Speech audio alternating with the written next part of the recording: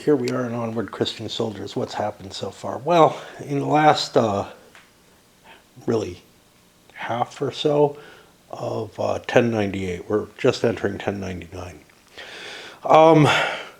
Various Crusader forces moving down southward, preparing for Jerusalem, with most of them not able to take it on their own. The southern and northern Franks can both conceivably take it. Now, it's possible that Godfrey and Bohemund could kind of make a deal and work together to take it, and then, dice off or something in some kind of agreement, or dice off as to who's going to be in command, which is just sort of an agreement thing, right? And that would actually force the control to remain there, although somebody could leave if they aren't getting anything. So there is some possibility of a siege being undertaken. And even if the siege isn't undertaken, it is also possible to ravage the location and force it into the ravaged check, which is enough to cause something to go under even without a siege attrition. So there are ways to take things even if you can't perform the siege. The problem, of course, is we've got forces down here under Soekman and Dukak that could conceivably prevent a weaker force from being able to succeed in any sense of the word. Kerboga has come down and kind of cut something of a deal with the northern Syrians, which is Ridwan's group, and they've kind of agreed to something of a truce, which is that as long as Kerboga focuses on the south, Ridwan will not advance against Harenk or Aleppo until it gets later in the year, kind of thing, which is pretty weak, but it's like Kerboga really wants Damascus more than anything else on the board. It's worth twice as much, or no, 3 times as much as the next biggest city he could take. He didn't choose Antioch, which is probably worth a decent... Yeah, Antioch would have been a 10-point city. I chose to leave that alone, figuring I couldn't take it. I actually probably could have, but that would have put me in a position where I'd pretty much have to destroy the northern Syrians in order to keep going into Damascus, which is worth even more to me. So yeah, we're the last couple of turns, at least, nothing's really happened, and not a hell of a lot happened before that. Raymond saved Bohemund in Damascus as per kind of an agreement, which got Raymond cards that'll help him take Jerusalem or Acre and stuff along those lines. The northern Franks have more or less decided that they want to get down to Damascus and then maybe turn around and fight their way north. I don't know. If we look at their points, they did not take Antioch as a choice either. Basically, nobody is going for Antioch. It was too hard early on, and they passed by. Now, there have been a couple of mistakes in the rules, and a couple of decisions that maybe are mistaken as well, that have probably put the Crusaders in a tough place. But it still feels like everybody has some... Well, it feels like a lot of the players have a chance. I'm not so sure, somebody like Bohemund, yes, he has Damascus, but unless he can cut some deal with Geoffrey, say, to split Jerusalem, to take a chance on Jerusalem, and one of them gets it, one of them doesn't. Maybe the other one gets the True Cross for whatever that's worth. I don't think it does anything in this game, except victory points. I think it had some value in the original Crusades. Anyway, that's briefly where we are. I'm having some issues with my camera now. This is the new camera, It's not disconnecting properly from my computer, so I'm really worried that it's like corrupting the memory chip in here or something. I really don't like what's going on with it, but every time I safely remove hardware, get told I can, and then unplug it, it starts flashing in the back, which is really weird behavior. I've seen it before. Maybe what destroyed the memory chip that I have in the camera that I've kind of stopped using because it has started fucking up. And I could be in a lot of danger here because I really don't have, other than this one, I don't have a camera that's in really good shape right now. It is Monday. It's a pretty day. It's early enough in the morning, like before 10. I am planning on going out to deposit that stupid check. Again, you know, it's. I feel more compelled to deposit it than, you know, the $10 or $15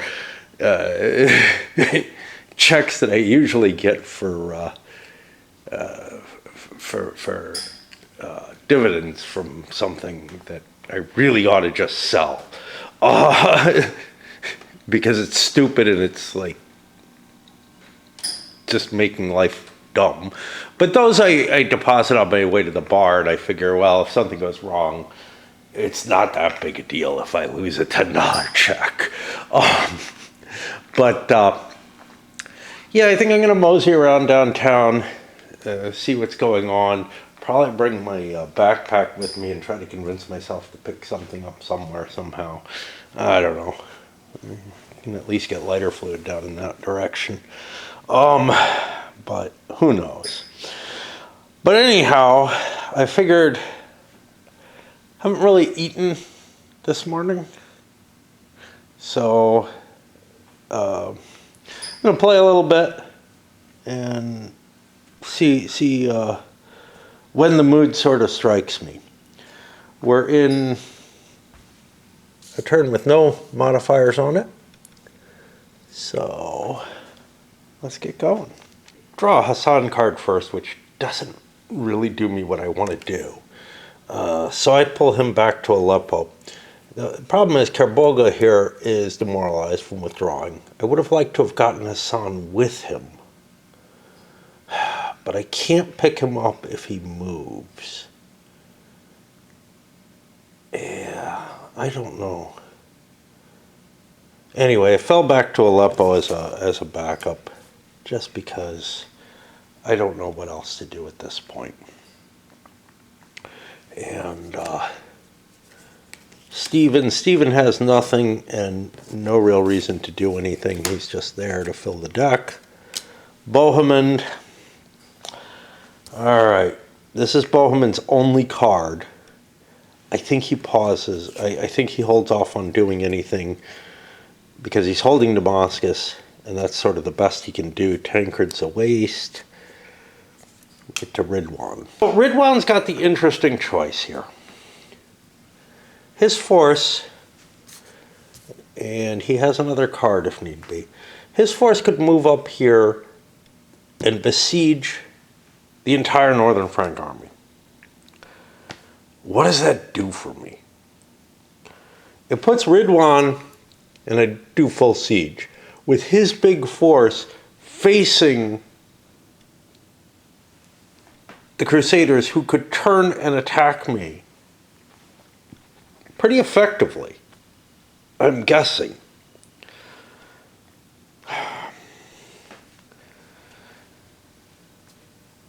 Robert is a 3-leader. I mean, this is kind of the big thing. We're looking at a 3-leader versus a 3-leader. I'm likely to take Cautious. He's got a number of different options. If we look at a Crusader attack against Cautious,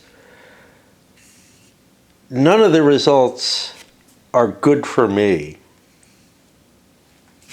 particularly.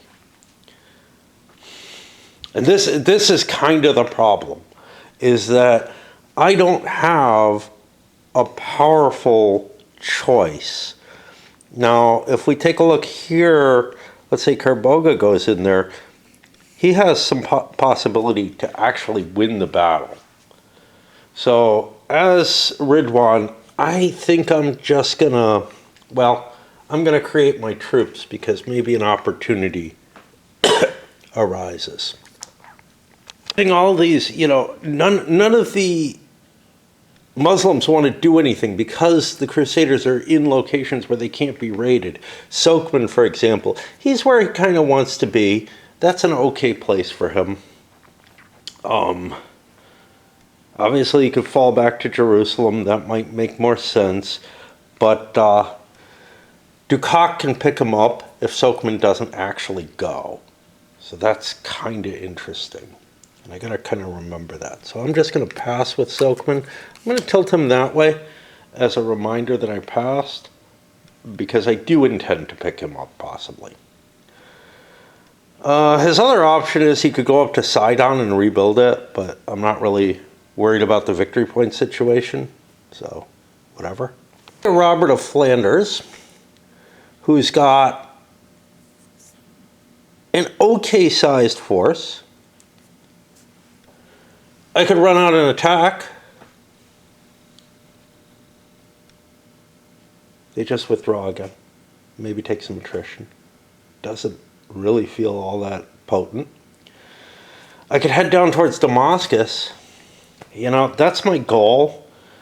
And I think that's what I'm going to do. But the question is, do I need to take Normandy with me?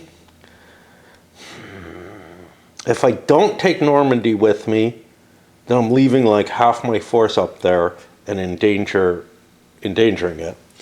And I've got 2 Normandy cards here, so he's not going to get a chance to get out of there. So I guess I try to get away.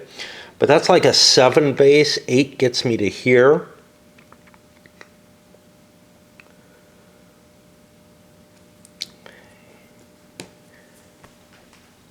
That's my only safe move. Any further that I go is going to add to my attrition check, and now I go for a continuation, which I don't even get. But I have another card, so I could fall back to Hama if I wish to. At least I'm pushing my nose out. I can push Kerboga around, but there's not much I can do about it. I can't force him to fight. Ridwan has a purpose, so he drops off Yago Shani or whatever and marches over to there. No attrition check for him. He falls within the freebie. And now I'm going to do the harassment, but now I have to check to see if we get that Western aggression. We're at a 0, so a 1 is what we need. We don't get it, so we get to do a harassment check. And here I am not checking any cards when this guy's got a fistful of cards. This is just battles and siege assaults. I don't know if that's harassment attack. Harassment attack is under battles, but I don't think I want to do that.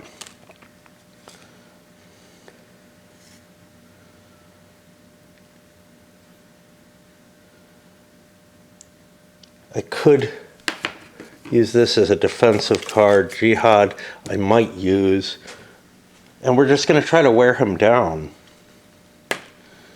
We get a 2, that's no effect. Now we're going to go for our continuation. And we don't get it.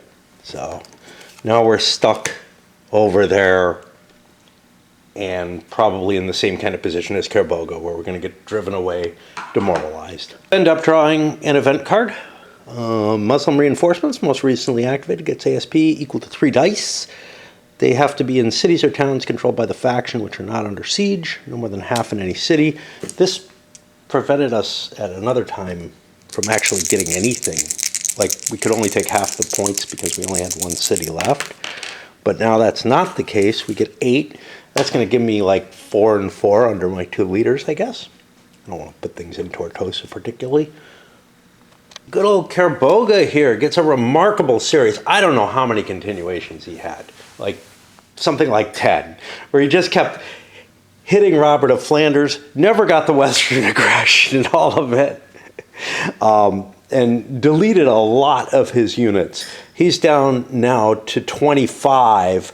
That's the amount, that's sort of the minimum that you need to put Jerusalem or Acre under siege. So he has really wrecked the northern Franks as a faction, and I think they're going to have to fall back in front of him.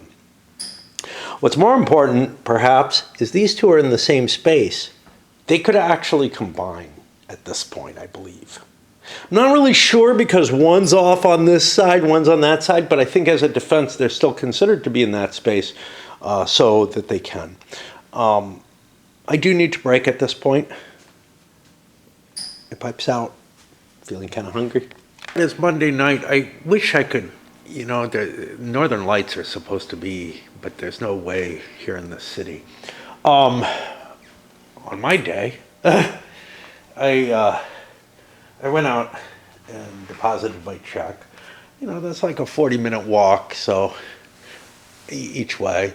So I'm like, well, I should do some other things. So I went out also, got some lighter fluid, which was kind of my hope, and I can't even order it online.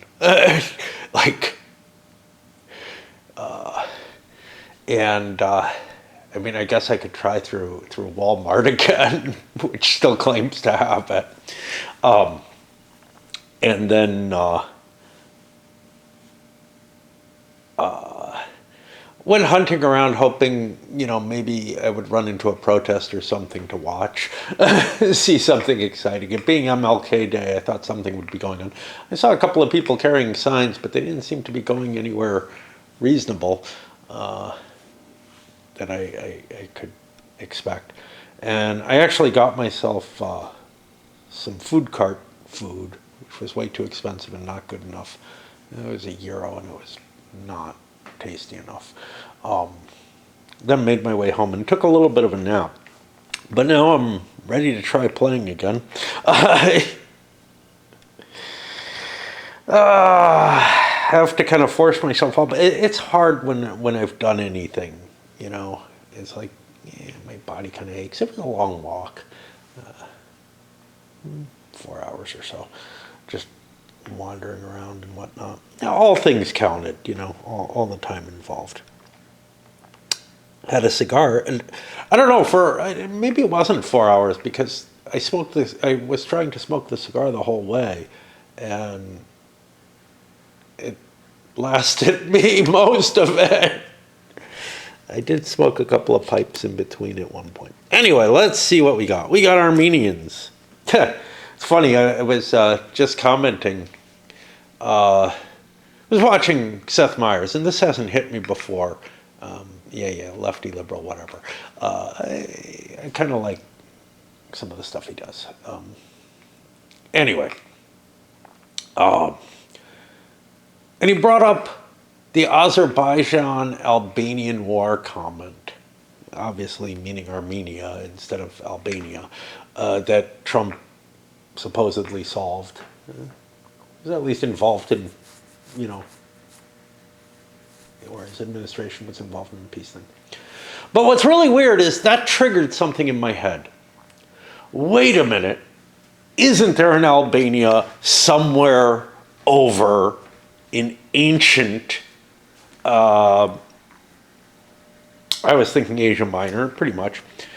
And the Imperium Romanum map, I remembered that vaguely being there. And I also remembered Iberia being there. And I look it up, and yep, there was a Caucasian Albania, which essentially occupies the exact same territory as Azerbaijan does, more or less. In terms of key location on the Caspian, it is in essentially the same location. I have no idea. I'm pretty sure Trump would not make that connection. It took me many months to start thinking, wait a minute, to be caught on it at this point, and I posted this on Facebook, but to say, well, wait a minute, isn't there one there? And I have something of a special interest in ancient periods and access, spent a fair amount of time looking at that Imperium Romanum map and already noted, why is Albania over here? Why is Iberia over here? What's up with that? You know? And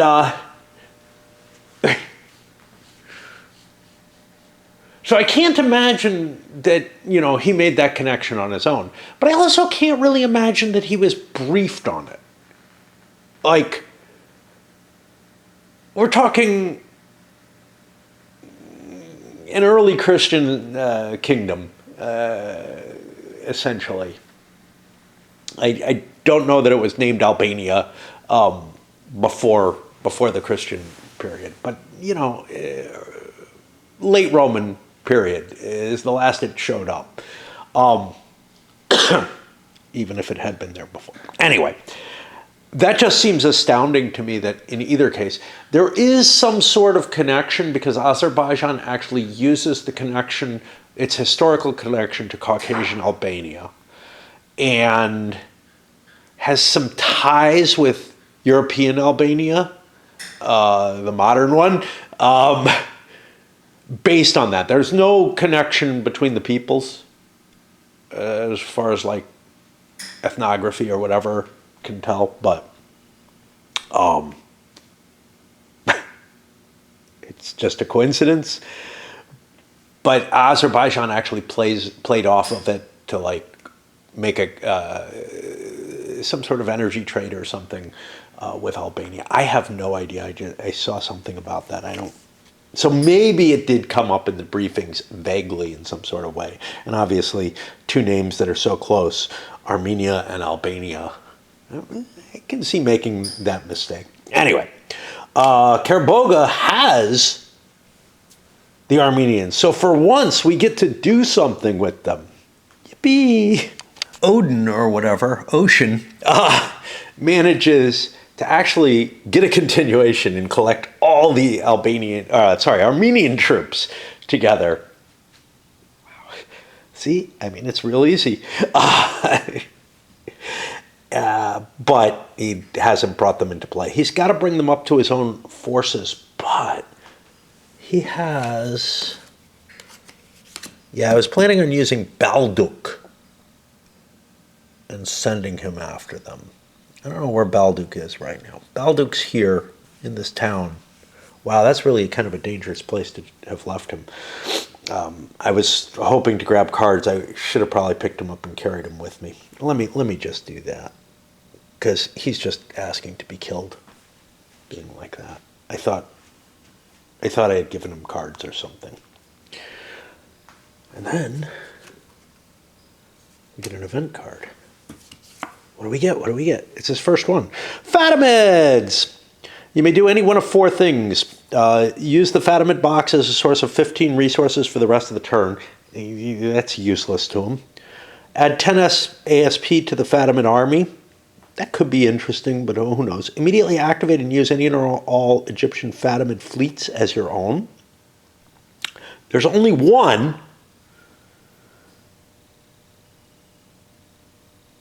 Immediately activate a leader-led Fatimid army as if it were your own.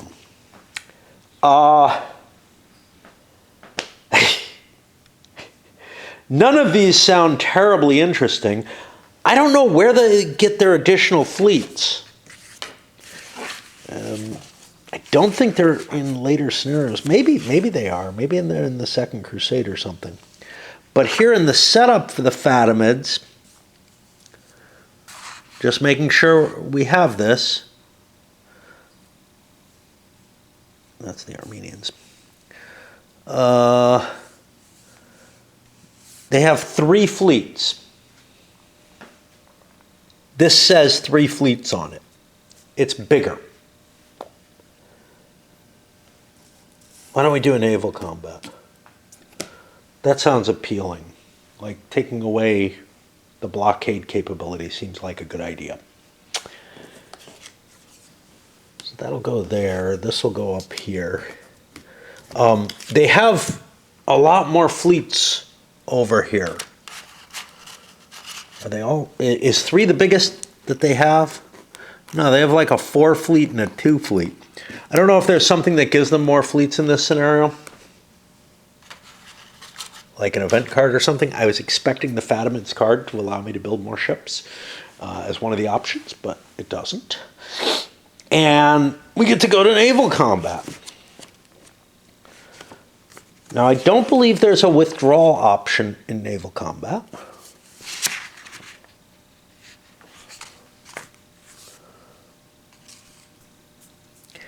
And so what that means is we're going to roll, what, 1 die per strength point of the fleets, which means I get 6 dice, and I'm not going to grab more dice because you generally don't need buckets of dice for this game. I'm going to roll 6 dice for the Egyptians. 5s and 6s hit, if I recall correctly. So we got 2.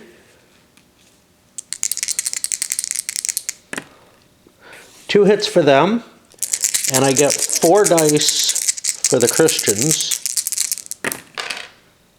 and they get 2 hits. Okay.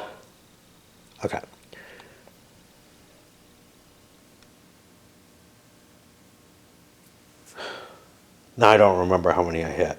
I think I only hit twice, which is this, and this will go down to 2 fleets. All the fleets stay where they are. This doesn't have to enter the space if it wants to attack them, but it probably wants to get away. And we draw another one, and we get Godfrey, and I damned if I know if I want to move Godfrey. This is his only card this turn. I'm not really thrilled with where he is. He has Baldwin with him. So 14, so he'd be 2-4.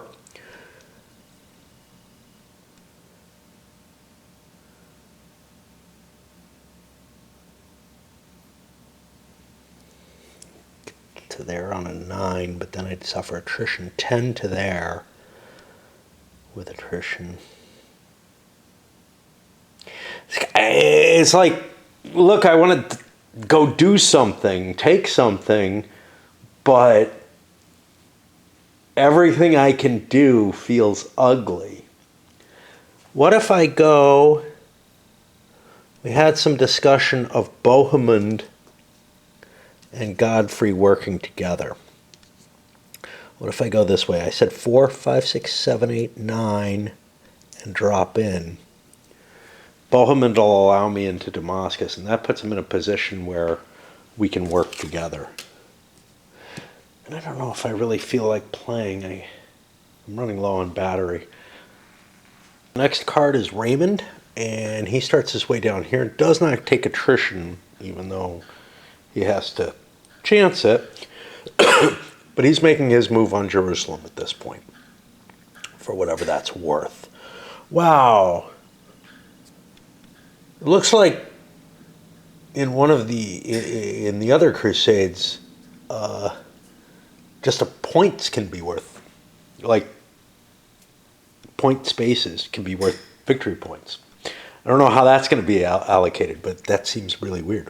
But yeah, I guess this is an auto win if you can take Jerusalem as the Crusaders for those.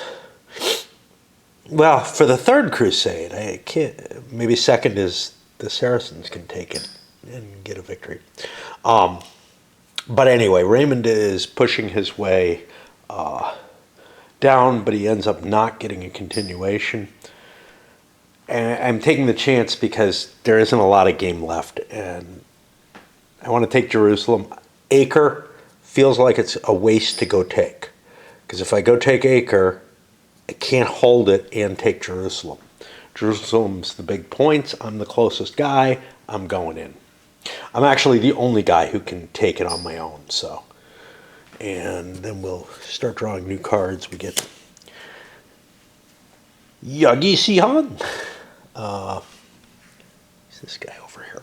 I gotta swap pipes. Actually moved both Yagi Sihan and then Jared Edaba in this direction. Jared has another card, so he can take this, or maybe even more attractive, take Homs.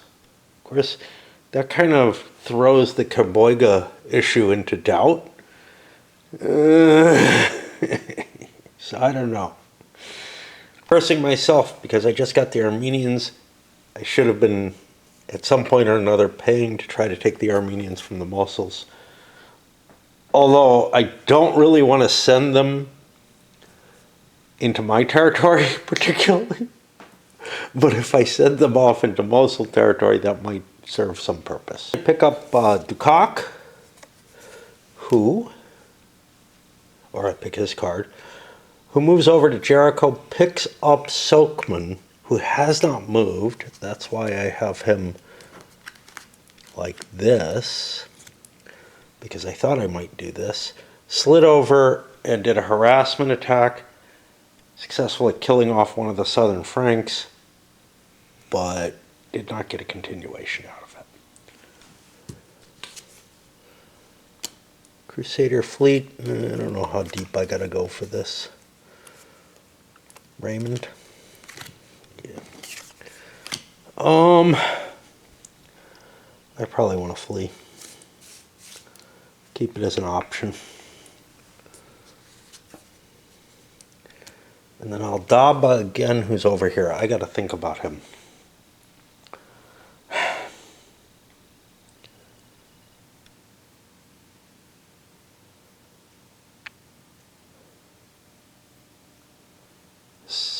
Taking Homs would be valuable if Kerboga gets caught under here. But I think I'm not going to make that kind of violation or potential violation. And rather I'm going to take this as a location. And it looks like we get a continuation. I'm not really strong enough to deal with other things. I'm a pretty weak force. 15, I can only take a 3 at most.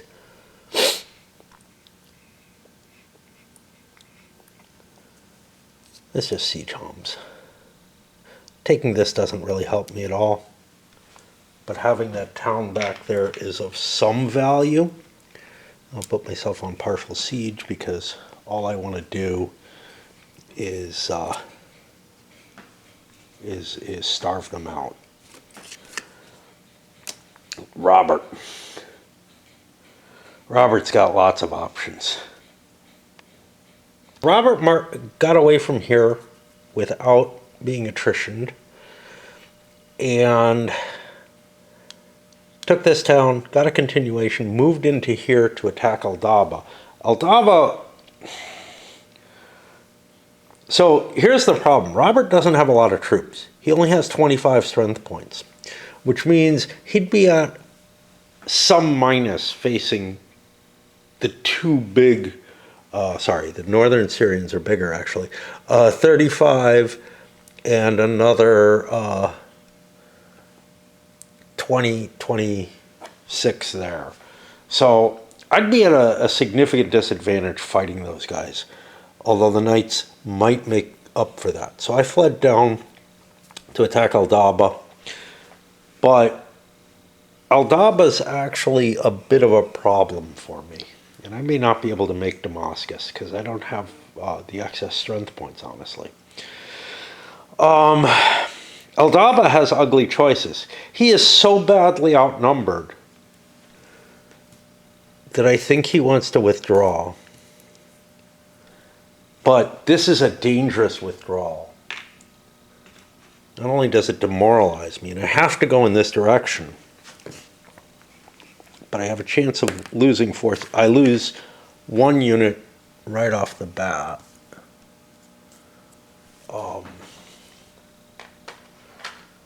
And then I'm also in an attrition zone. And I can put Robert into here. And then roll him again. Chasing Aldaba doesn't really help me. I don't know.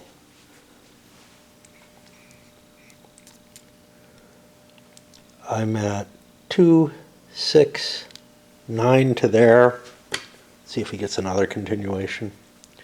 These aren't really helping me, but this puts me midway between. Hama's not under siege at this point. Let's see what the last card is. It's a Karaboga. I'd love to pick up Ridwan and take him with me. That would be the massive move towards beating up Robert. Robert's sitting in a town, but I don't want to beat him up. I'm going to put myself on partial siege here at Hama. Ridwan has a chance to go into it, but he doesn't want to because he'd be under Karaboga. That's the end. That's going to end up capturing Hama, which I want. So, you know. And, by the way, when Karaboga sieged this, he was within range to cut, so he didn't take the 1 point of attrition that he took. He did have to still spend to take this. I don't think anybody lost more than one. Ridwan over here, and then these two each took losses. Aldaba got away lucky. Nothing gets recovered. That'll push us into the mid-April, May. At some point, we have to reveal our points, not just declare them.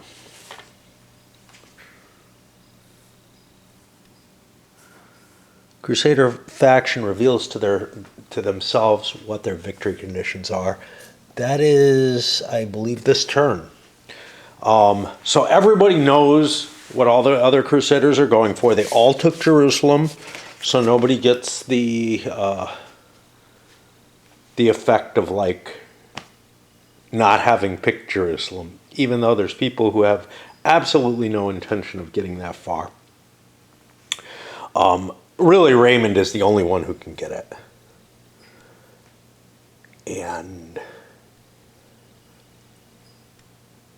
the next big prize is Damascus, and I think Bohemond just gets to keep that. Pretty much. Robert's been reduced way too low. He's got 25 right now. He could take something, but I don't know. I mean, if they empty Damascus out, he might, you know. But Bohemond may be best off just sitting in Damascus, not working with Godfrey for it. All right, well, we'll be getting to the next turn. I gotta charge my batteries and whatever it is I'm gonna do, which is pretty much, I got some news shows lined up. Avoided them before. Started reading the Second and Third Crusade rules, and I ran into something interesting right away. And I just want to point this out because it's showing the ridiculousness of that let's play thing, right? So here, in the operations phase, it says draw 1 AM from the pool unless this is the first game turn in which scenario rules dictate blah, blah, blah, which is exactly in compliance with what's over there. We'll take a peek at that. But here in the operations phase, there's none of that, right? So by the actual rules of the First Crusade, you don't play with that. But here in the Quick Start playbook,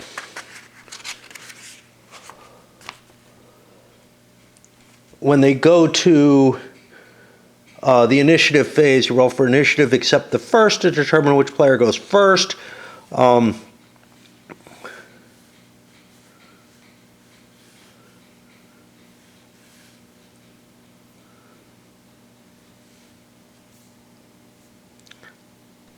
They talk about setup, showing who has the initiative for that. I seem to remember there was some place where they talk, where they spelled out what's going on here, and that's what I'm looking for.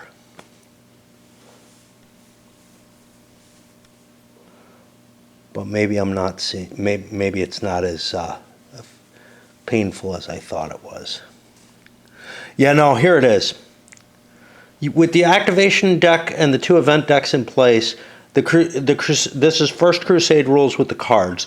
The Crusade player decides which leader activation card he will use to start the game. Not in the rules here. In the rules for Second and Third Crusade.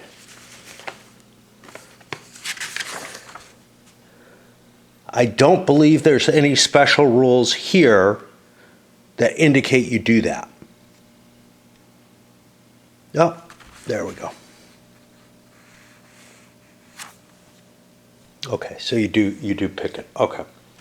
I was worried, and here I'm being proved wrong, but I came up because I was so sure I didn't see it. It's not in the base rules. It's in the scenario, and yeah, I should have seen that. Only no deals between Crusaders and Muslims on the first turn. Because this just feels like some hybrid monster. Now, I was proven wrong there. but it's fucked up. Like, that should be in the same place as it is in the Second and Third Crusade rules. So, at the very least, I do point out that, like, the 2 rule books feel like they're different. And it kind of feels to me as though maybe that was, like, some kind of concession. Like, I feel like Berg wanted things to be more random and then was convinced into adding that and just put it in the scenario rules and not in the rule book, whereas it was in the rule book here. These things should be basically mirror images of each other. Now, as far as I can tell, this rule book is going to be very much like that one. I'll come in with maybe an addendum or something to show where it's different, outside of, like, chits are used instead of cards, which doesn't really... There are no event cards either. You use event tables. But it's stuff like that that's, like, pretty minor. I think that's the main differences in the game. I would also really wish that the victory points for these cities were real. But the game is balanced, presumably, you know, for the points that are on the board. It would be kind of fucked up to just change that. Although in a multiplayer game, with some experience, unbalanced situations can be balanced by the players, by their actions. Anyway, I'll go back down to watching my vids and trying to read the rules at the same time. Reading through again, once more, third time, the Second and Third Crusade rules now. I found something that I said, oh wow, I think I've been doing this wrong. And I kind of remember doing it wrong. But I see why. So here, under this list for land movement, continuation, and attrition, it's basically just copied, although there's some additional stuff for the First Crusade, of course, for multi-unit forces, which I spent so much effort trying to cope with. When you enter an entry space for an enemy-controlled city, you have to roll for continuation in order to siege it, but not to ravage. Now, that is actually, I believe, the same here.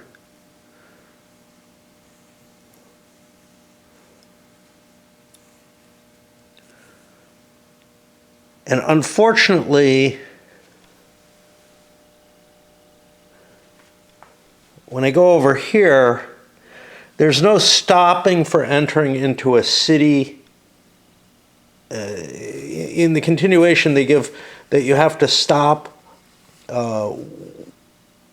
when you enter the actual city. But if you enter the city entry space, you don't have to stop.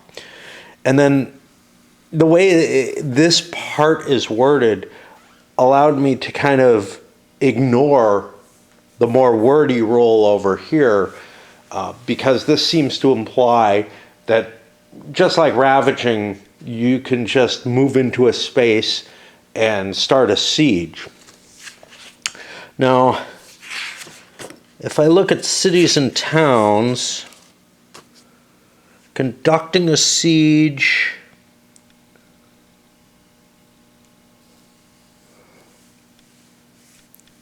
you have to start your activation in a city space and announce a siege, or moves to a city entry space, succeeds in a continuation roll, and announces a siege, etc. So, I mean, this is correct. The only problem I have is that the continuation rules led me to just allow sieges to just be started without having to make that continuation roll. And that continuation roll is a really iffy thing. I think it's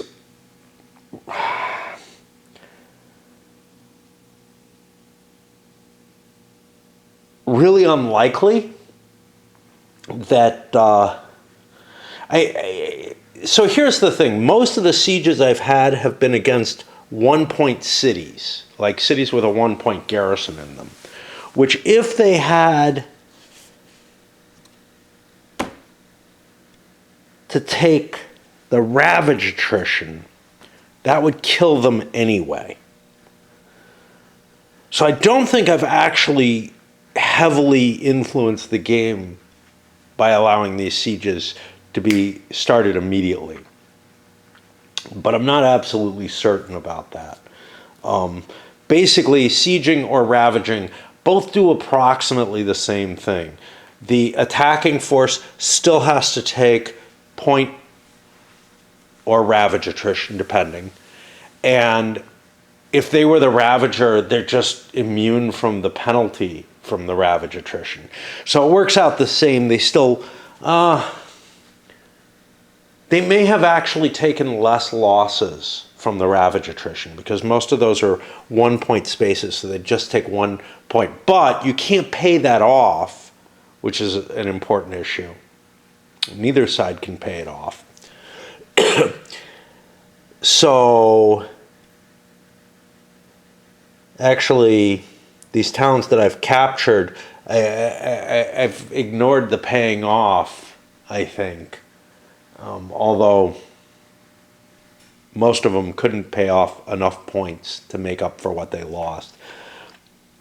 I'm just kind of at a, yeah, how much have I fucked up the game by what I'm doing? And I don't think much.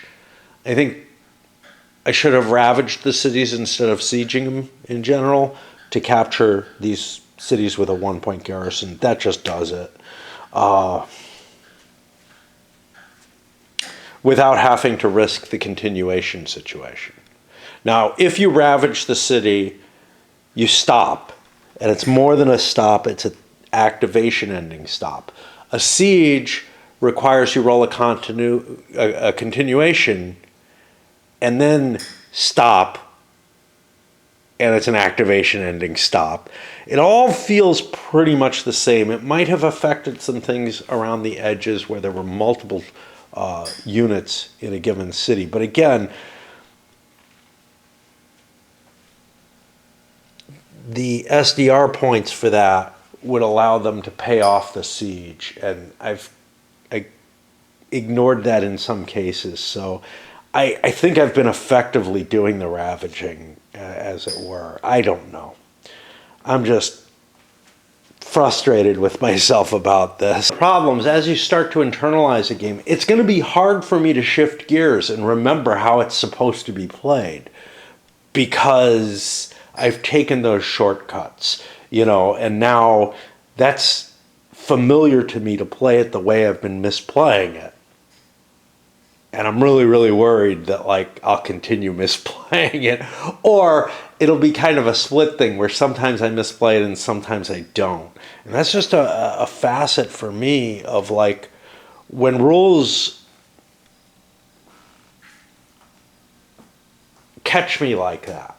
And I see, all it needed to fix this for me was for this kind of short place as opposed to really heavy text focused location.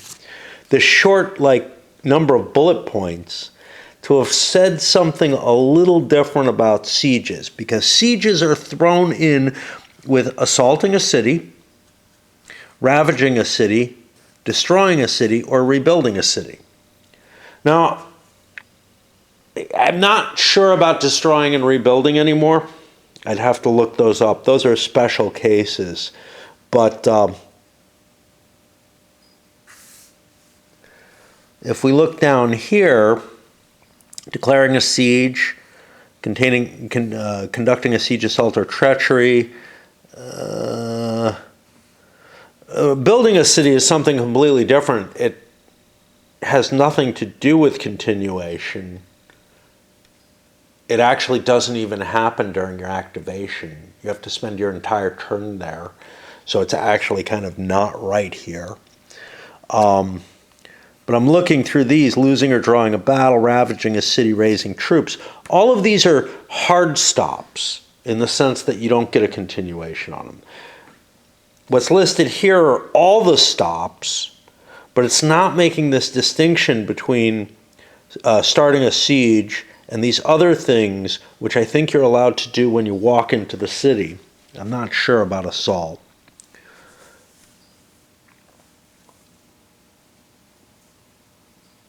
Yeah, assault requires a continuation roll as well in order to do.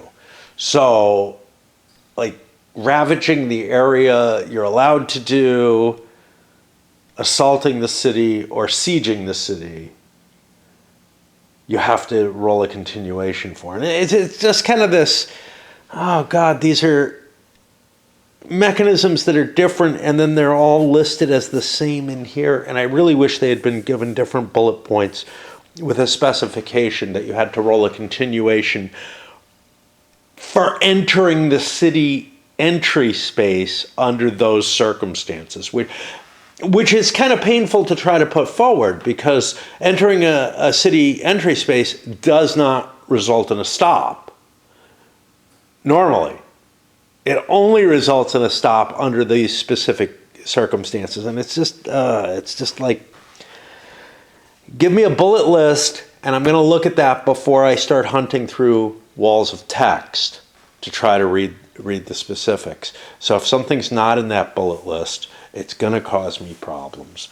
I don't know how much I'm alone in that. I suspect not completely, because, we're used to our PowerPoint slides and whatever, and just like, all right, let's just look at those things. If you want to give me the bullet points, if you're not going to have something that needs, if these are going to be different, there should be a reference going back into the rules about, see the differences between them in, of course, where could they put it? It would be 6.1 land movement, which is all of this, because GMT's wonderful numbering system where they decide to put pages of rules under, with just one number on them, basically. Not very helpful, but that's GMT for you. But yeah, this was deceptive to me because of that bullet point list. Awake, it's like 2 p.m. almost on Tuesday. And just personal stuff here. I managed to fix my shopping cart, put the new wheels on on the better cart, the one I haven't been using. Turns out there was a spring caught in one of the washers, and was preventing me from getting the wheels down far enough to lock into place. They are thicker wheels, but I didn't think they were that much thicker, and turns out I put it on the wrong side the first time, because I put it on the side that I couldn't easily get down. I managed to get one on the other side, and I'm like, well, if I can get it on one side, I can get it on both, because they're not, the springs and whatnot, the axle's symmetrical, and they're not, interfering with each other in any way. I think I'm going to head out today rather than play because I thought about shopping, but there's supposed to be mass walkouts today. And I kind of want to see interesting things happening. Don't know if I want to get involved or not, but I certainly support the whole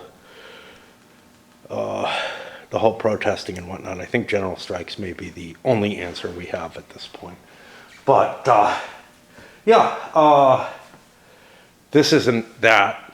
This is maybe getting a taste of it, though, and might be enough to make a difference. And I figure each body is of some importance. So I'm going to head out and hope for at least something interesting to see.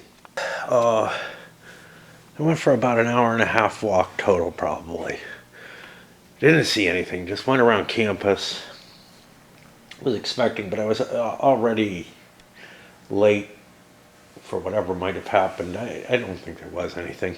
Certainly nothing that lasted. I don't know. Nothing that lasted very long. But then I got home and I was hungry. I thought about stopping for food on the way.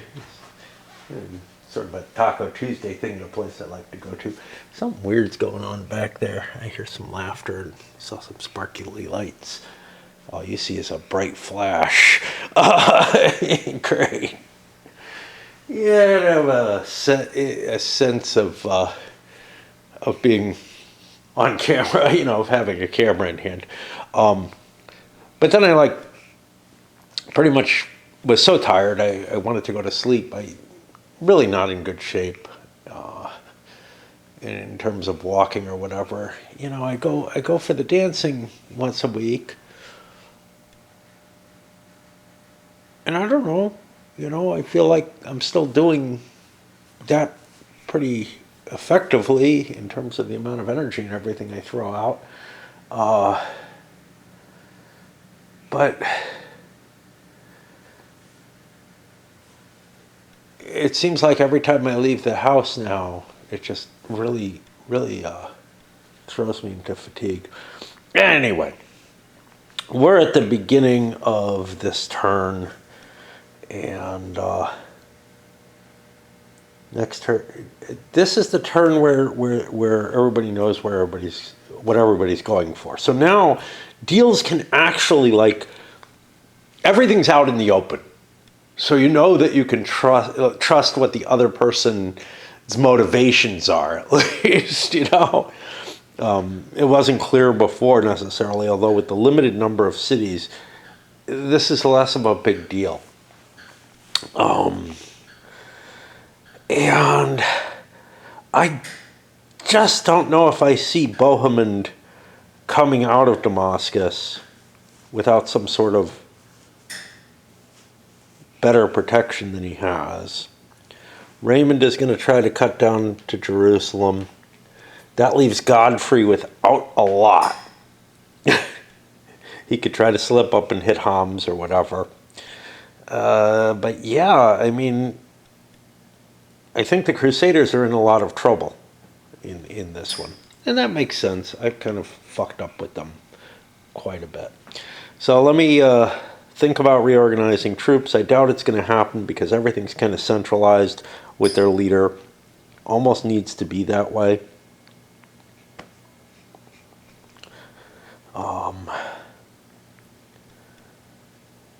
Yeah. I don't know. It's a weird situation because the more knights you have, the harder it is to move around and stuff. And the more likely you are to suffer attrition and then get yourself to a point where, like the Northern Franks, they have nothing they can really take anymore. I think I'm actually going to take the flexible route. And all the Crusaders are going to spawn off their secondary leaders. And I'll shift Raymond around so he has 19 here and 16 there. That gives a little bit more flexibility. I can always pick up that secondary leader if I choose not to move them. But depending on what my card distribution is and everything, it might actually make sense to play both leaders. Might not, But there's no harm in doing it this way, except that it adds to my likelihood of fucking something up.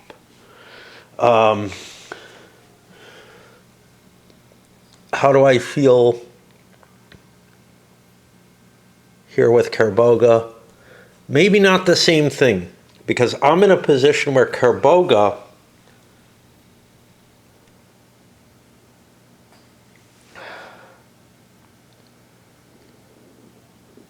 no, I can do it.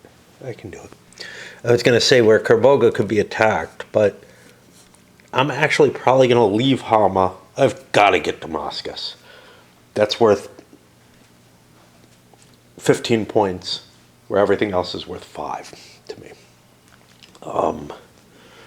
What about Ridwan here? His forces are already spread about, I think. I'm having trouble finding one of his.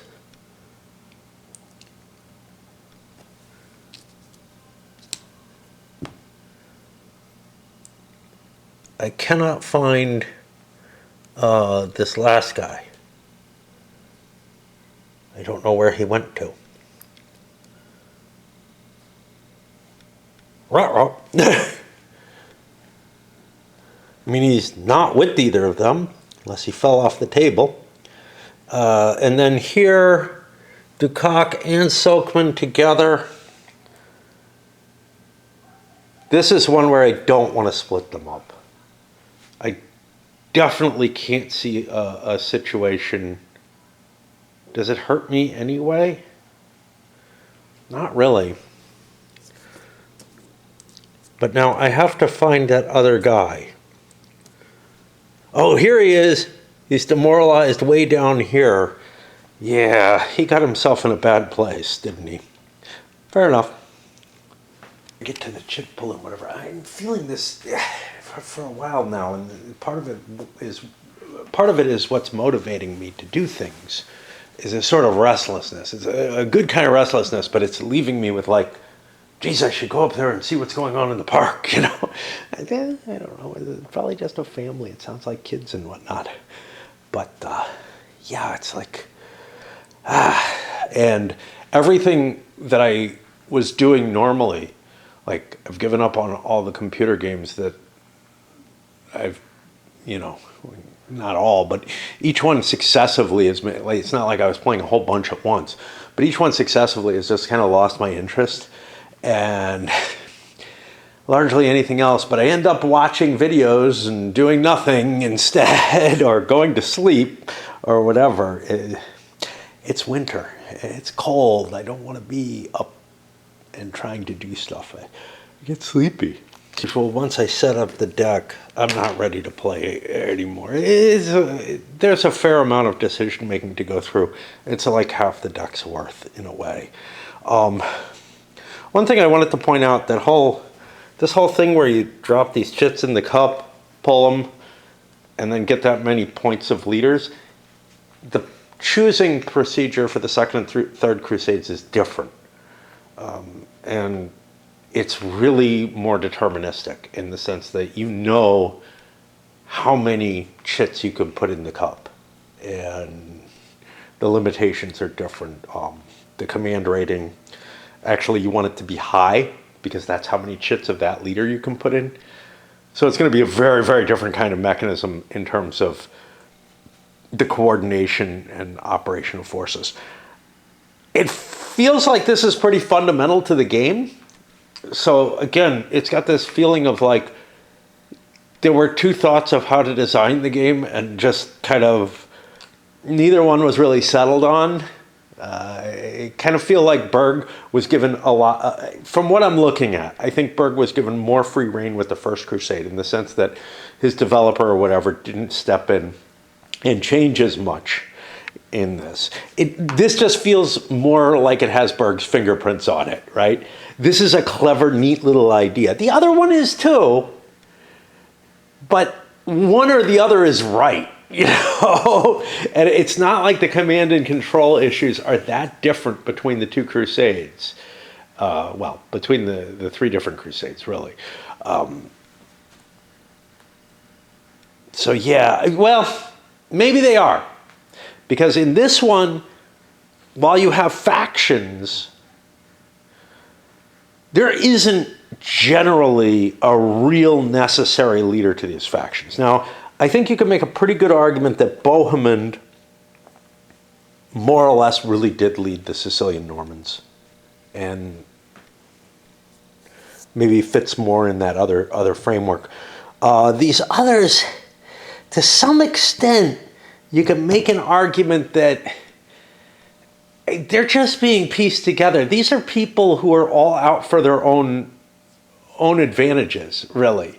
And that these are all kind of pieced together groupings that I don't know how much it really matters to say Robert of Flanders if Robert of Normandy or Stephen of Blois. Yes, they're related, but if they get something, you know.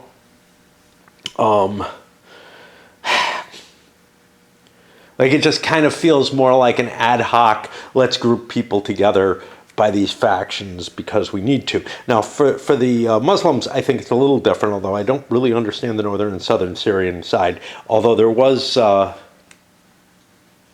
like, the assassins, for example, were only against the southern Syrians. So there is something in play there that's a little funky. But yeah, it feels... It feels like the Crusader groupings, at the very least, are kind of more, are less of a state type of situation. If you look at the Second and Third Crusades, first of all, each player is his own. Like, for victory points, they're singular factions. There's only two factions, a Muslim and a Christian one. And then, when you go beyond that, the actual groupings are going to be, yeah, I'm not sure. I'm trying to remember how you select your points. But like, you're selecting points for, you know, if you're selecting King Richard over, I don't know if he has a subordinate in that, even.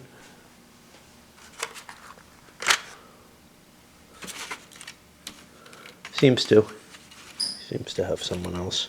Let's take a look at who we got here. No, we got Richard for each crusade. Wait, that can't be.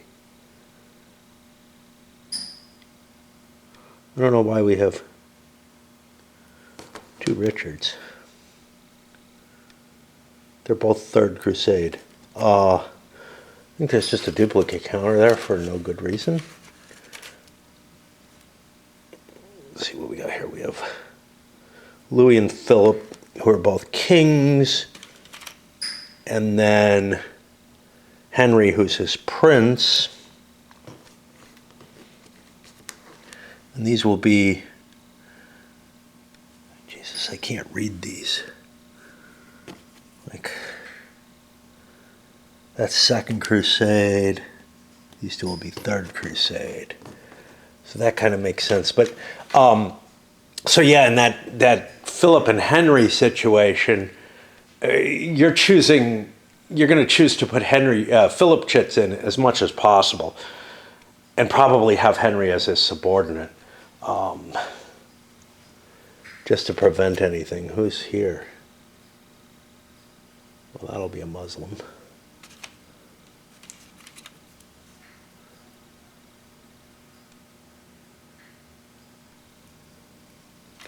Read some of these. We should have the Kingdom of Jerusalem. Here we have Conrad. That's one faction. We should have Guy as well. I don't know what I'm looking for. There are tons and tons of leaders who are represented here. So like the Germans have a bunch. Now Second Crusade is weird. Again, there aren't a lot of kings there, I think. With Conrad III, though,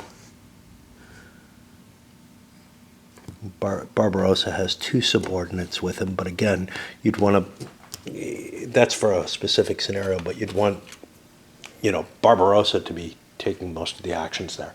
But I don't remember if the actions are split up, if the number of chits are, I think you're allowed, you're allowed like 5 chits total for your whole side. And you can allocate them to the various leaders up to the amount of their number. And that means, I don't know what, because again, you're sharing victory points across the board and everything. It's just trying to prevent you from being able to move all your pieces, which is something the original Crusades game absolutely allowed you to do. There was nothing to create that kind of command paralysis. All there really was since you're using plotted movement, your allies, and that would only apply in the First Crusade, don't know exactly where you're going. And your enemy doesn't know where you're going either. Anyway, I'm not making a lot of sense right now, and I need to break. I did stick my nose back up the hill, and there was like one guy fiddling around, fucking around with the fire there. I could smell wood smoke. I think they were getting ready to leave or whatever. There had been more people there. And then when I got back down to my house, I heard voices again. Part of me was thinking maybe it was, they have these warming centers that they hold in the parks. I didn't think they'd do it up here. They never have before that I know of. Because it's getting cold. Whenever it falls below freezing, they open these up for the homeless and whatever. And I thought about volunteering for them, but, the nearest one I was aware of is quite a ways away. And it would be a pain in the ass to, walk down there. And I don't know how much I could really help if all I'm doing is walking down there. Like, I'm not, transporting fuel and food or blankets or anything. So I'd just, be trying to help out, but there probably are enough people doing that. But one right next to me, well, it'd be more likely. Anyway, it doesn't seem like that's what was going on. Speaking of fires, my neighbor hasn't been burning wood, and it's been cold. I've seen him moving around. He seems to be functional. Maybe he just gave up on the hassle of it all. But anyway, here we are. And we flipped the first card. I have that there in case I need to make a roll, but I usually won't. Only if an event comes up do I have to really bother about initiative at all.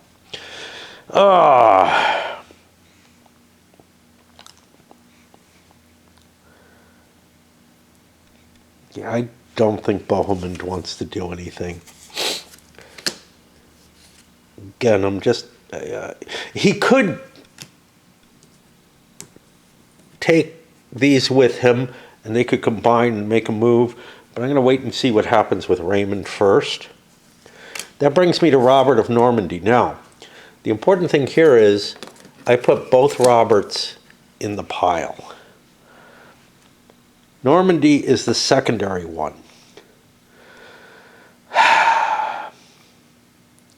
I could send him on his own, maybe to go beat up on this or something.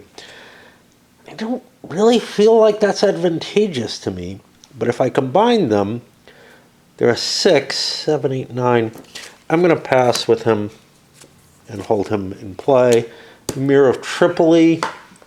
We're just running through these rather quickly. Where did I stick him? That's this guy here, right? No. Emir of Tripoli is on his own. He's over here. Got no troops. I'm going to fly him down to Jerusalem to raise defensive troops there.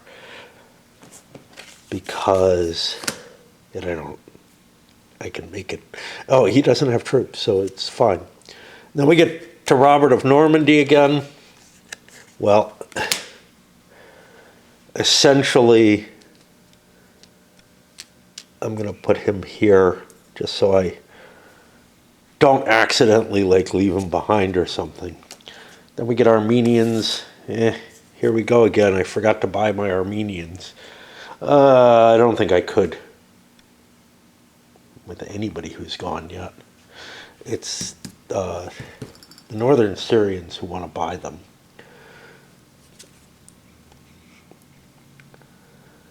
And now it's Dukak.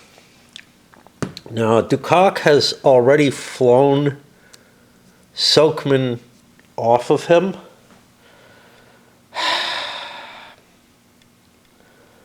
I think Dukak alone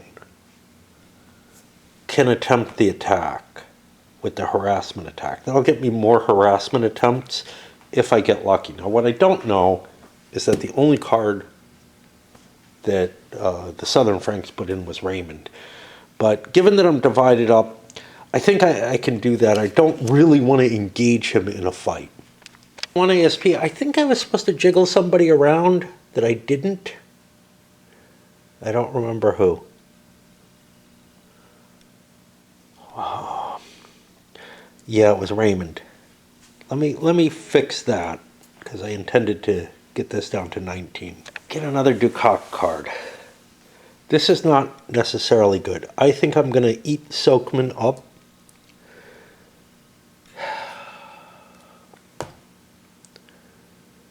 And pull out and get down to Jerusalem. That makes Jerusalem almost untakeable, to tell you the truth. And here I've got 4, 5, 6, 7, and in. I could have rallied more troops, but I can't do it on a continuation. So that's that. There's nothing I can really do.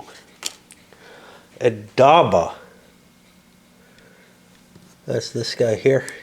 Yeah.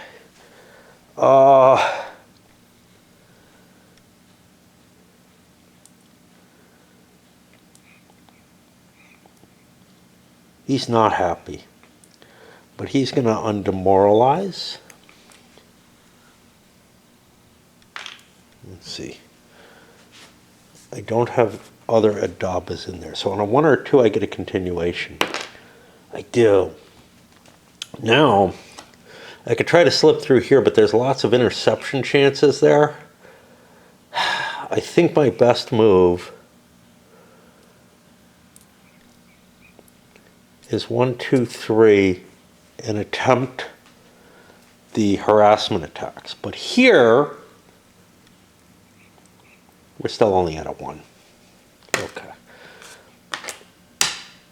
I don't have to roll a die to do the harassment. The first one. But now I roll on the table. We're at -1 on here, which is not good. And now another possible continuation, which I don't get. And I'm playing out every card. Hassan. Hassan is all the way over here. I want to go get the Armenians. On attrition, so I ran over here, grabbed a Crusader control of Alexandretta. Did not get a continuation. Another Bohemond. Yeah, I don't want to do Bohemond. And now it's Robert of Flanders with his combined force. Now he's in an interest... Oh, shit! I couldn't do what I did there. Fuck. Oh, well. He's in an interesting position. I feel like I have to beat up Aldaba to get him out of there. Aldaba doesn't want to fight. So he withdraws. And because I did a fight thing, I have to roll for a continuation. He's slowing my movement. I get it, though. And I may shoot down this way to try to get Damascus. With all these forces in Damascus, that doesn't make sense. So I took Baalbek and started my way down. Yeah, I can only move 1 space without a risk. My hope is to get Tiberius this turn. Put me in a position to maybe take Acre. I have enough strength points officially, but I don't know. Like, I really want Damascus, but yeah, I can't really afford it. Me sticking around up there just means that I'm preventing Karboga from coming down. Of course, he will take my only thing, but, you know, puts me on Soakman. Soakman has already been moved, right? I already shifted him over there, so he doesn't matter. I can shift these Northern Franks. They can't operate anymore because they were with that. Soakman gets an event card. He gets a dissension card in case he's facing a multi-state thing. The spy cards can be useful. The problem is, with the way I'm playing, they don't do me any good. I'm not going to be able to remember what the ordering is and whatnot. I guess I could keep looking anytime I wanted to. But it's not that big a deal. So I'm just like, screw it. You know? I get a Karboga. Karboga has this guy with him, Baldash or something like that. I'm going to leave him behind, I think. The danger with that, let me see, do I have any? I have one Balduke. Yeah, see, I've got a Balduke in there, but I can't afford to leave him kicking around. Ridwan could just execute him. He's not that important, but I don't want it to happen. And I think we're going to move down towards Homs, probably hit this, capture it first. We got a problem, actually. We're out of control markers for the Mosuls. I can use something else. I don't think I have other control markers. Yeah, I could use something like the Brits or something. I could use the Egyptian ones, but let's just put this up here. And we'll just try to remember that that's what we got. What I realized from before, we're going to have to do this. Oops. Rather than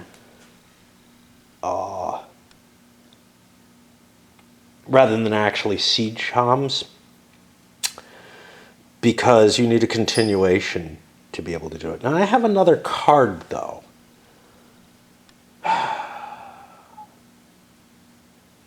Yeah, but this I get for free. I don't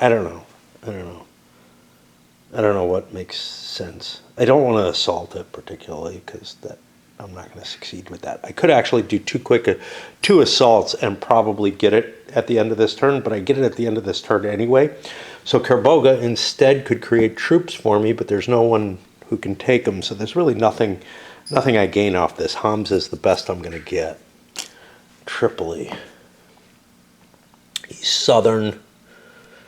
Where do I have him? I have him down in Jerusalem. He's not doing shit. I could actually move him somewhere. Because Jerusalem gets conquered. If I shift him down to Ramallah, I don't know, gives me another basis. Heat! This is an autoplay. Add 2 to all Crusader movement attrition rolls. Subtract 2 from all Crusader end turn attrition rolls. That's bad. Add 1 to Muslim movement and subtract 1. Add 2 to all siege attrition die rolls. If not these months, wait. May through September. We're in May, I think. It's not clear because it's mid-April to May. All right, I'm going to put this up in play, but we'll put the heat somewhere. I don't know. I really don't know where this is going to make sense. The little heat marker doesn't help because I need the info on the card, and it'll just shift back under there. Yagi's over here. I don't know what he fucking wants to do. He has 20 strength points. I probably want to pull him. Jeez. See, if I pull him back, he's like making it look like it's war on Carboiga. If I don't pull him back, I don't know what it does. But here's the thing, I can take Acre just by ravaging it. I don't actually need to siege. Let's head down that way. Again, I played these guys. I forgot to buy Armenians with them. Armenians come up next. Really unlucky. They would have helped me. Now we get the Raymond.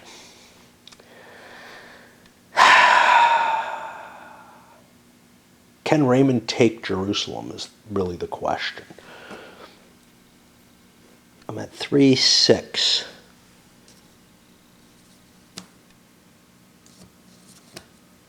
That's not too bad, actually. 7-8 for the heat. 9-10, 11. 12-13, I'm okay. I'm going to put this under full siege. And we're going to see if I can actually take Jerusalem by siege. As opposed, because, I don't know, there's some possibility of it. It's my goal. Let's see what we can do. Godfrey. Godfrey is going to try to take him out. I probably have Baldwin in there, but I only have one Baldwin, so I think I'm going to take him with me. That puts me to a 4, 5, 6 for weather. 7, 8, 9. 7, 8, 9, 10, 11 to here. Some danger. 12, 13. I don't know why I'm playing everything out now and wasn't before. Because it feels like we're trying to win the game here. And we don't get our continuation. Ridwan.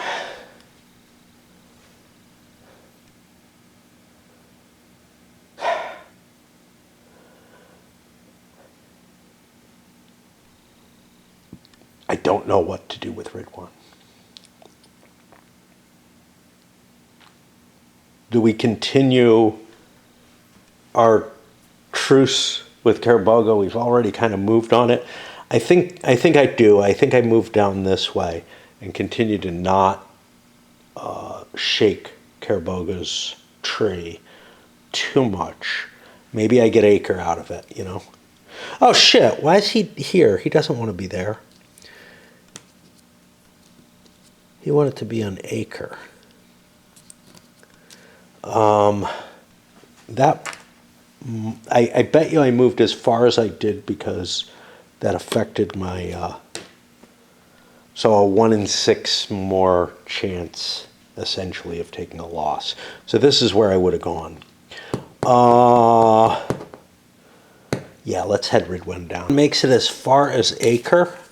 Drops a partial siege in play. He's got both forces together now. So that's kind of cool. I'm going to break for a bit. I really don't like that I'm playing out every card and showing them to you. It's not my intention before, but I don't know. Somehow it feels right now. Maybe because things are kind of exciting. I don't know.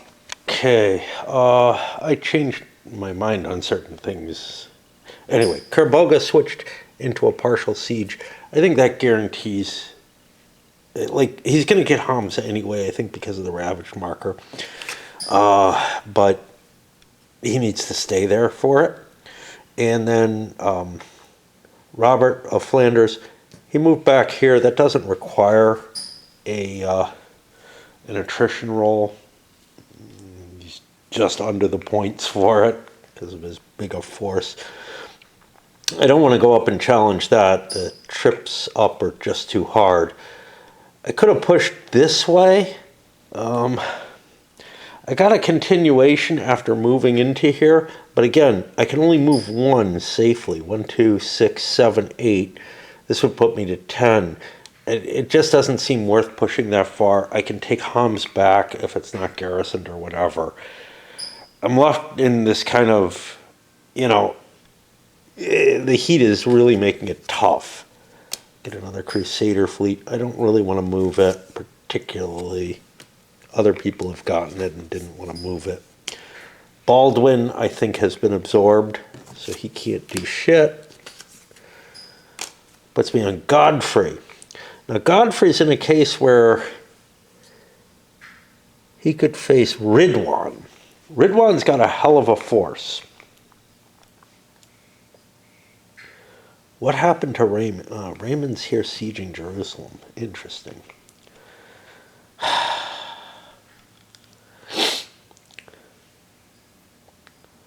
I don't know what to do with Godfrey. This is the problem.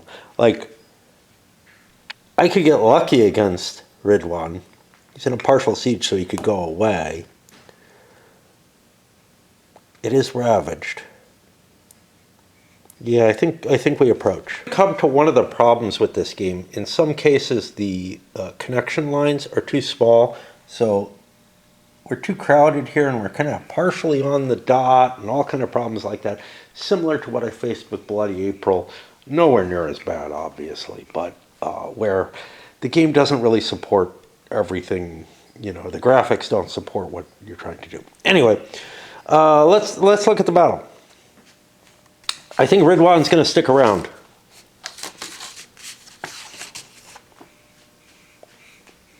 Because he's got a larger force. However, he is facing the knights. Godfrey is a 3. Ridwan, I think, is a 3.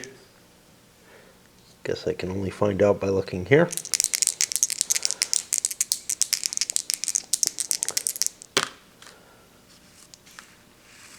Godfrey does an F. That's a flanking maneuver, which allows him to use his knights.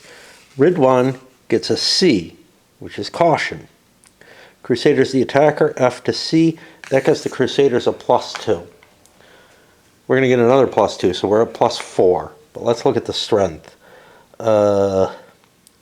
15, 19, 20, 23. Ridwan's not alone here. He has Yagi Shan with him. This. 53. 23 to 53. I'm guessing that's just going to be a 2 to 1. But we can look it up.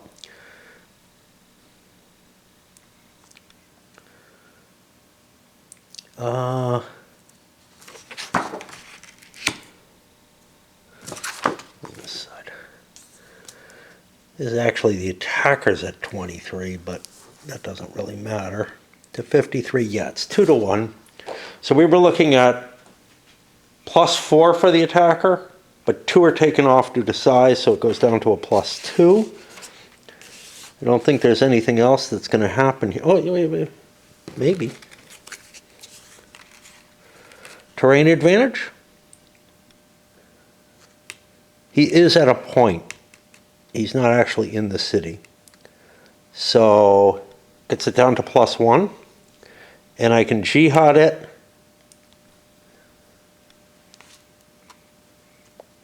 Nope.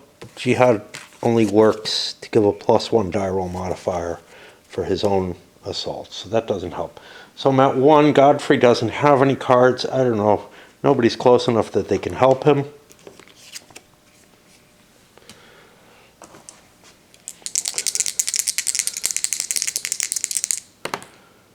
By the way, here's part of the problem. I made the decision to fight without looking at my cards. That gets me to a 7. That's going to be 15% each. We didn't have 3 to 1 on either side, so we just calculate those out. That means nobody has to leave. And I think they're not going to, even though I lose the terrain advantage for the next battle. Both forces are in a draw. This is not great. So we were at 53 here. 15% of 53. gets us to 6, 7, 8, 9 losses. I gotta figure them out. The other side, we gotta count again. 19, 20, 23.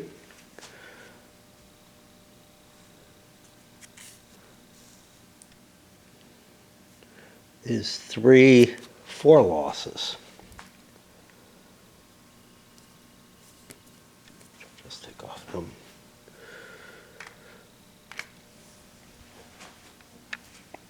But now,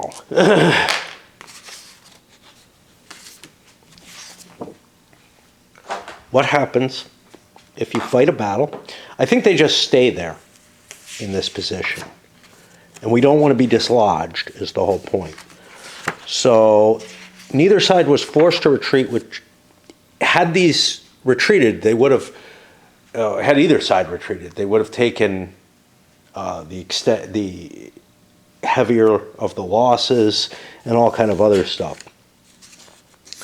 So let me just make sure.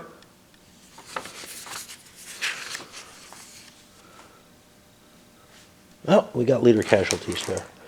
Let's do the Muslims first. No, and then the Crusaders. And just, I use the color of the nation as the heavier leader. So like, I'm using this for the Crusaders. So. If both players lose the same percentage, the attacker decides first. Yeah. Nobody had to retreat after a full battle.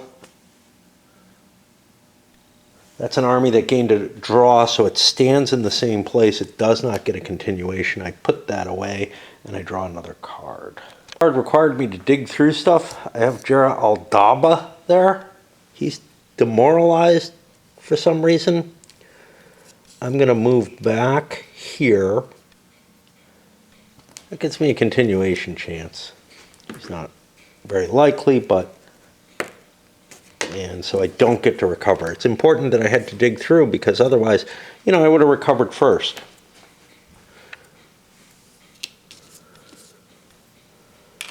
And what did I just gain?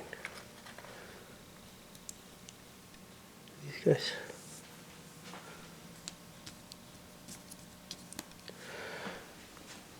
And then the final card is a Tancred. I'm not going to play Tancred. So now it's attrition time. And we have siege attritions. 2 things are going to fall. Oh, I forgot to roll this one. This might not have fallen. Actually, Homs might not have fallen either. With the +2 to the die roll, Homs was going to fall, but Acre might not have. I might have screwed up there.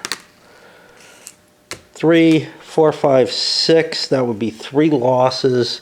I could only cancel out 2 of those 3 with 5 SDR. So yeah, that fell as well. I went into the city. I'm going to have to rearrange the northern Syrian troops because I don't have as many here as I have here. I could have done it correctly, but I fucked up. But we have another siege that I did not count, which is here, which is Raymond against Ducoc. Now, Ducoc has Sokman with him. He's got a shitload of troops. This is not going to work. He's not going to get starved out. What we have is just +2 for the heat. And I think that's it. So that's a 12 here. That's going to be 5 for Raymond. And he does not have a way back. 2, 4, 6, 8, 11. He doesn't get back to anything like Damascus. So he can't make any kind of deals for that.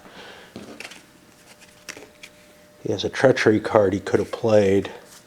If he was smart, he could have maybe gotten something from Bohemond, some supplies from Bohemond or something. I don't know. Bohemond ideally actually wants the city to fall. But anyhow, what did we say? We're losing 5. That's a lot.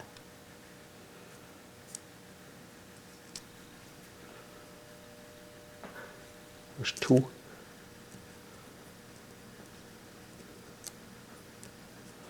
Doesn't really matter, but here we got an 11, 12, 13, which is also 5. Jerusalem has an SDR of 5, so I can prevent 2 of those, but that means that Dukak and Sokman lose 3.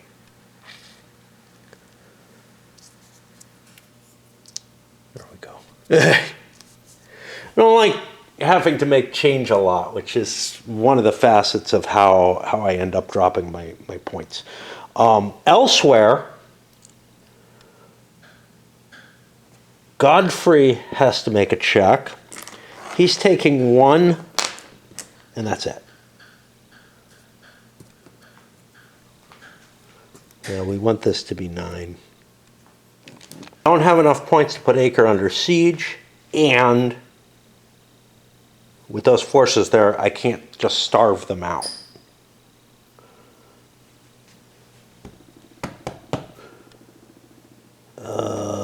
Recovery, that can't recover.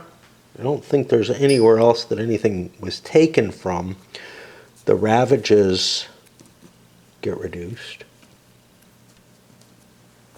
which I guess helps a little bit. And that puts us to the next turn. We're going to go see, apparently there's some news that Trump's plane turned around right after taking off for Davos. And curious what information there's on that, but kind of a scary thing. Or hopeful, depending on your view. Well, it seems like it's some kind of inconsequential electrical problem, so I mean, no matter how you look at it, it could have been very, very bad, whichever side you're looking from. I don't know. I don't want to go further into that. Anyway, we are at the beginning of a new turn. The heat is done, and it's time. Oh, I have another one of these markers. It's time to reposition my troops, and I think that I've got to do some because there were some losses that didn't leave things where they want to be. So the deck has been formed up. This is feeling as dull as the old Crusades game felt. As opposed to Kingdom of Heaven, which was an exciting and fun game. I don't know. Anyway, in addition to having, other problems in it, it's just, I don't know. It may be that failing to get that multiplayer interaction in this in the way that I can succeed in doing in other games. I'm just not seeing it. Like, I'm not seeing people being willing to work together particularly well. In particular, Bohemond, who actually is kind of in favor of, like, Raymond taking Jerusalem, he can't do much about it. Although he does have Tancred that he could send out possibly to take Jericho. If Jericho is taken, it's 1, 2, 3, 4, 5, 6, 7, 8. No, that's still not good enough. I thought Jericho got me there. 2, 4, 6, 8, 11. 1, 2. See, Jericho and this, well, let's see, just Jericho. 1, 2, 3, 4, 5, 6, 7, 8. We could get it through there. Here it's 1, 2, 3, 4, 5, 6. Oh no, Jericho here is fine. 1, 2, 3, 4, 5, 6, 7, 8, 9, 10. Yeah, so if Jericho is taken by some crusader who's willing to let Raymond trace through it, he can get that limited supply line to Damascus, or if Acre falls to Acre, and undertake his treachery card. And that's really what he's kind of asking for here. Hey, let's take this via treachery, because there's almost no way that I can deal with this. I could assault it, and maybe I'll get lucky. I have to get 5 assault points against it. In terms of starving it out, I'm at a disadvantage because there's just too many troops inside Jerusalem. Now that feels weird to me, right? Like it feels like the larger the force, and the old Crusades handled this right, if I recall correctly, because it caused, if I remember right, it caused percentage losses for attrition, which meant that big forces really couldn't hold together and weren't great for garrisoning and stuff like that. Although, there's advantages. If it was under the old system, Dukak would come out, try to fight his way out. Or somebody might want to come and try to rescue him or something along that line. Ridwan, same problem here. Godfrey can't really do anything about him because Ridwan's a bigger force. I can't really assault, and I can't starve him out. I don't understand the can't starve him out. It feels like you should need food from the thing, which would maybe take out some of the SDR or whatever, the resources that it produces, to feed a certain amount of the army. And then the rest of it suffers an attrition percentage, as opposed to this, the attrition roll is not modified by the size of the army at all, unlike movement attrition, which is. I'm really bothered by this. Like, a large force should not be easier to feed. I mean, it's not really easier to feed. It loses the same number of men. Karaboga's options are more interesting. He has a possibility of taking Damascus, and that's really what his goal is going to be here. He does not need Antioch, so he's not worrying about that. And those northern Syrians, they're trapped down here now.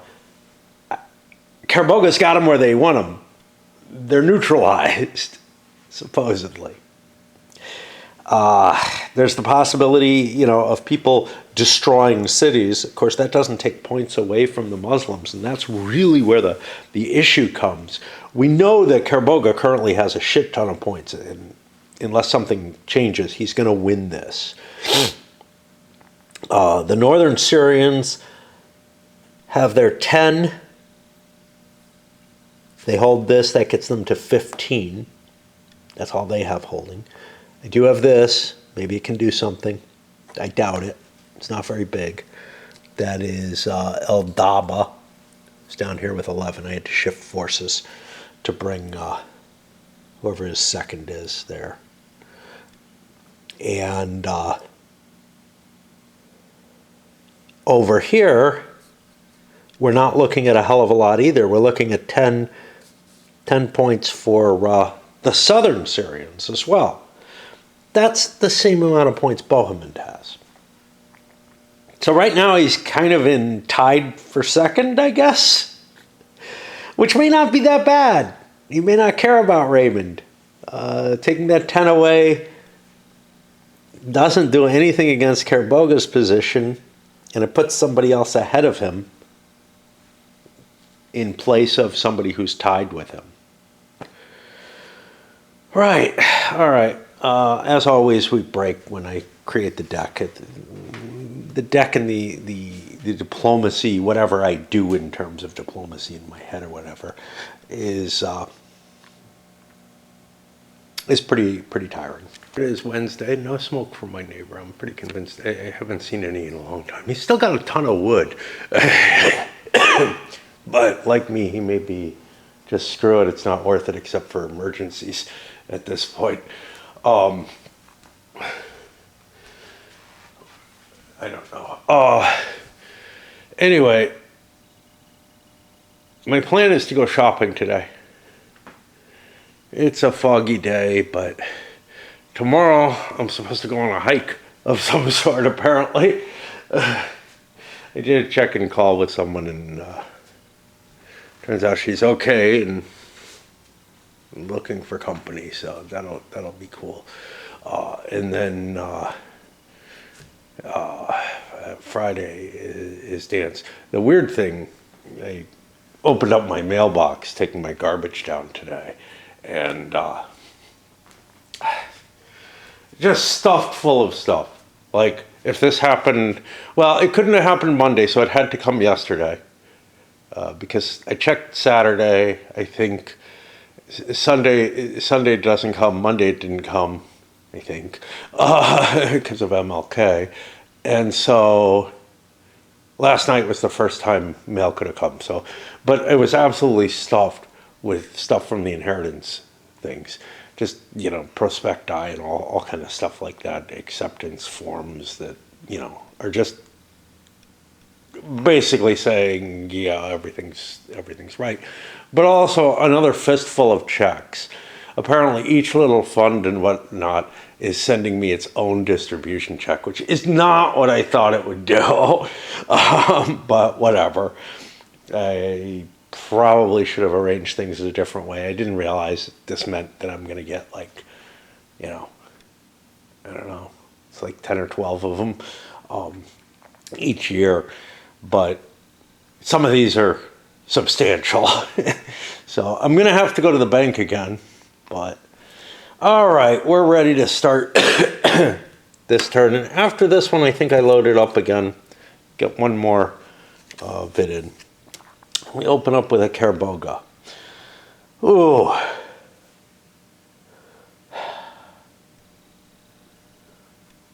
Damascus is my goal. I have to go for it. We'll see what how that goes. But in going for that, I'm probably opening things up. Of course, Ridwan is stuck down here, but to the northern Syrians trying to retake stuff. But I feel pretty comfortable. Actually, make it down over this nasty terrain without taking an attrition hit. I had to leave half my force behind, but I'm counting on half my force being enough to hold the Sicilian Normans in. Full siege. This is a danger. Robert could come save them. I don't see that he necessarily wants to, but maybe they have cards they can offer him or support of some sort. And I got the continuation, so I went to the full siege. I didn't go because this leader is my best chance of getting the continuation. I went with the siege for him because I'm going to need the siege, actually. Passes on Baldwin and Tancred. They're in the same space as their overall, and they're just in there, really, if something showed up that seemed obvious that I want to do something weird. I don't think that's the case. I think that means that Godfrey has to absorb Baldwin at this point into his army. But now I have to decide what I'm up to with him. Now, Ridwan is here on his own with some 30 troops.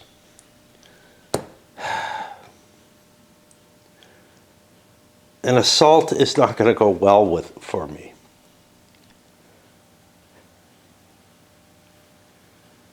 I don't know what my options are, to be honest.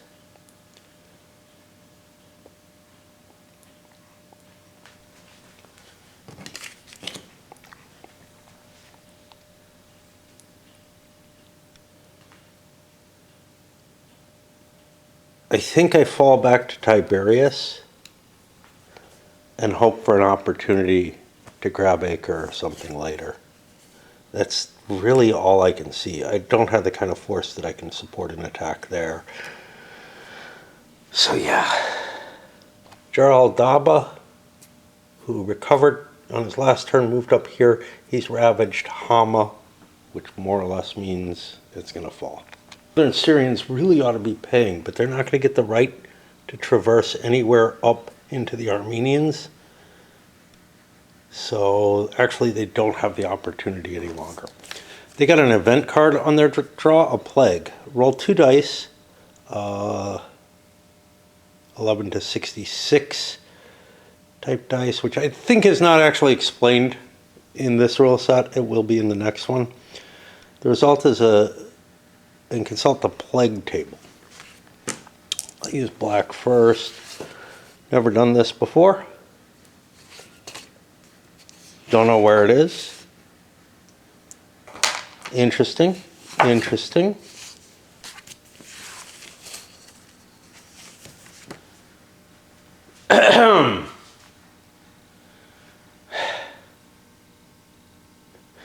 Very interesting.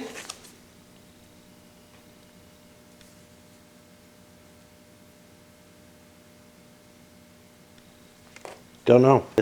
I just didn't see it. First Crusade Plague Table. Excellent. I'll use black first because it's plague.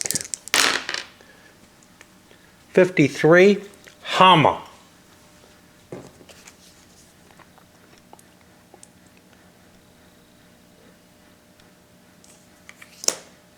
Well, we got out early. That's going to be captured.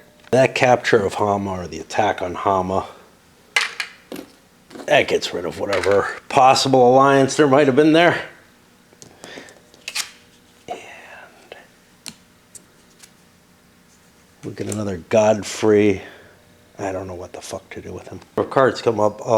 Godfrey came, ravaged this. Oops, wrong kind. And again, it's going to fall. Ravaging attrition is going to guarantee it. And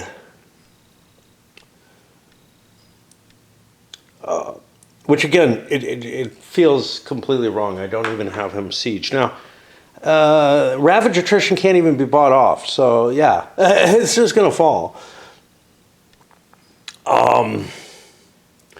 Boheman got an activity. He chose not to move forward. He got an event card, which might make him change his mind, where he's going to have a bonus from visions.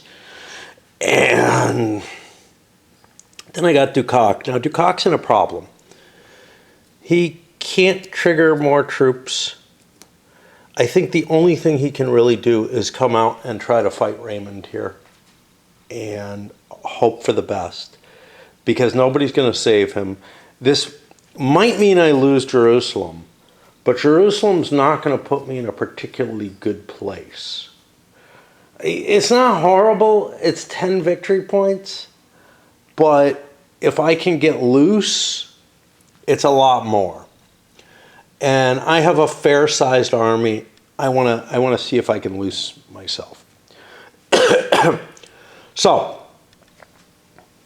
who are we looking at? We're looking at Raymond, who has a bunch of cards.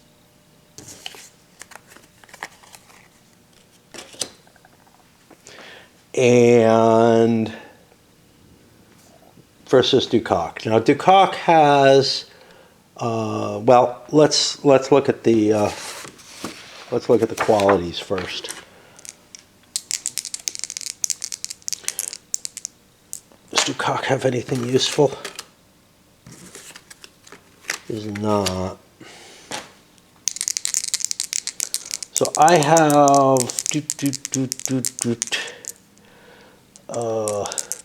3-liter. Raymond's a 3-liter.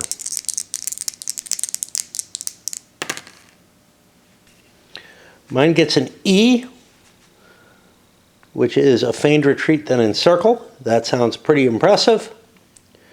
And Raymond is taking a flanking attack. The Muslims are attacking. So E versus flank. They're getting a +2, but Raymond gets his knights in. So now let's look at the odds. We have 38 to 29.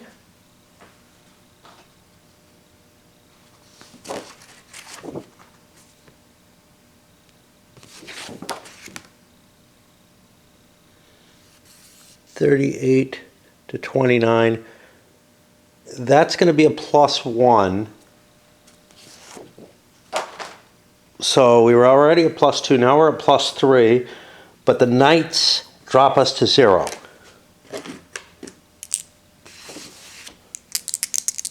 I don't think any terrain is coming into play here.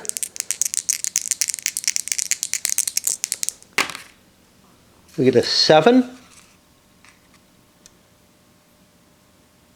Having trouble finding the die rolls. 15% each. Nobody's going to win this battle.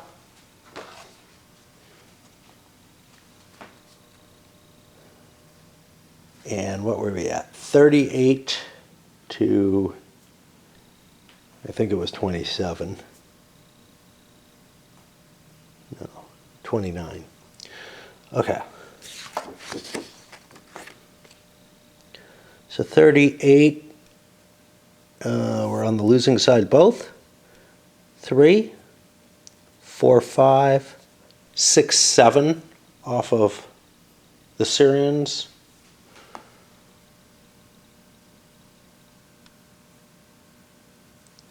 Get down to like 18 there. And I don't know, 29. I mean, you know the practice here. 3, 4, 5 off of Raymond. We got a 12 on Adnar. That's a leader loss check. We roll a die.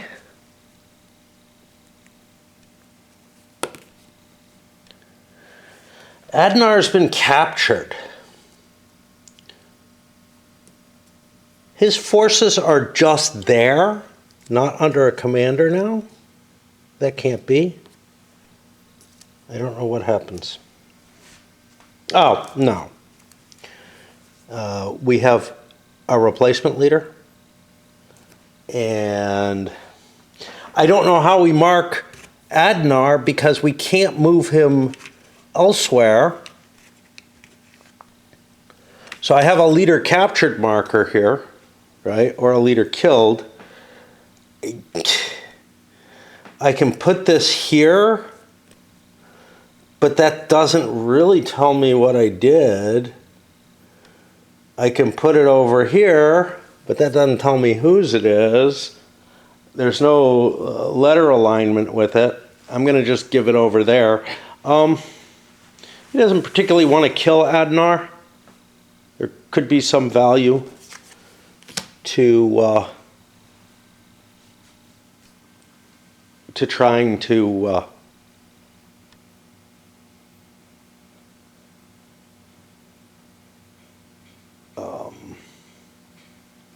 ransom him off or something. We might get something out of it. I don't know what.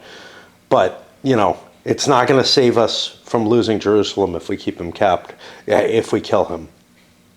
Might be a good spite move, but... And over here, the interesting thing is the Southern Franks are now down to 26 strength points. They lose 2 more, they lose the siege. And that's going to make life a lot harder. I guess. I don't really know, because...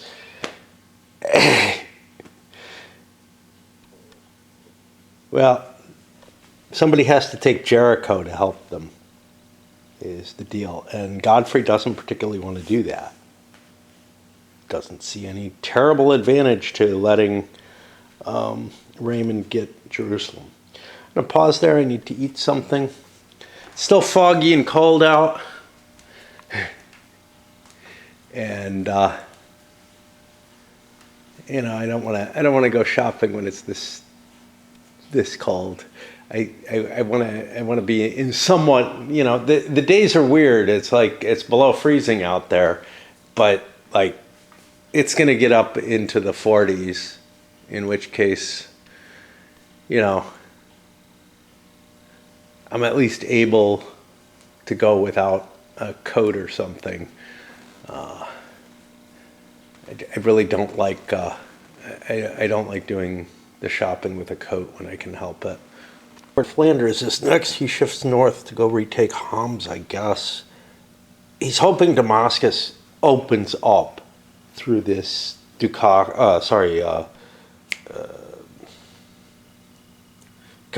versus Bohemond. He's hoping that he gets a shot at it that way. It's unlikely, though. And he gets to play with the fleets. I think he'll hide the fleets. since he's not going to the south. That brings me to Raymond, who's got the siege underway. I gotta think about what I want to do. Probably want to ravage. An assault against Dukak. Well, he's kind of weak. He's only got 15, 16 strength points, whereas Raymond has more. And I have Budamedes. I don't have the treachery. I could use that maybe to get something else. But let's play a Budamedes. That improves my assault chances. And let's do us an assault. We don't get our knights for this. That's the problem. Okay. So I have 26 to 15. Make it 16. 26 to 16. That's going to give me a +1.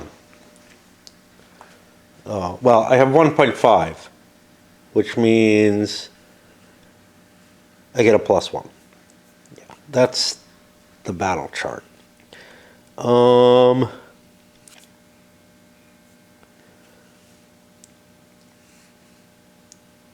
have it under siege. I have Budamedes, that gives me a +2.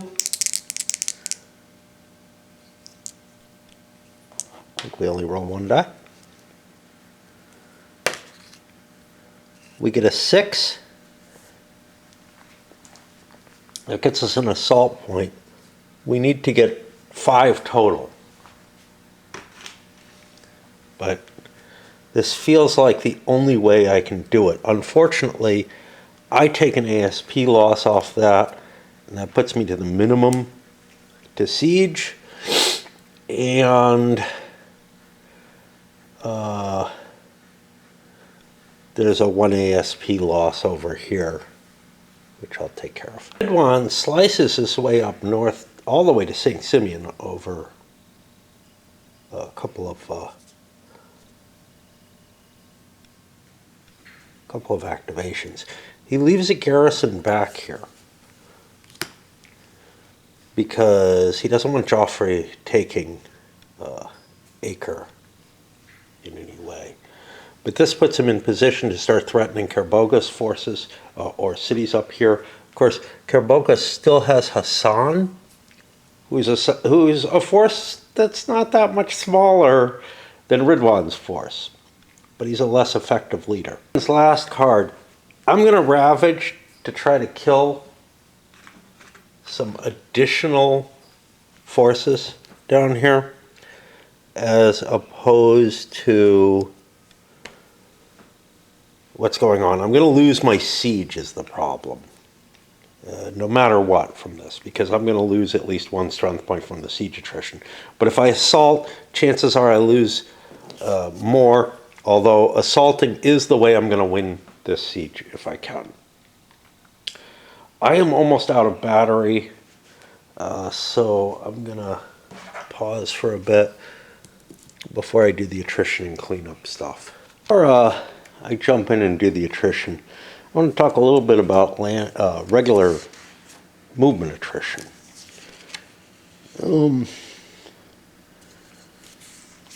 Which I just saw this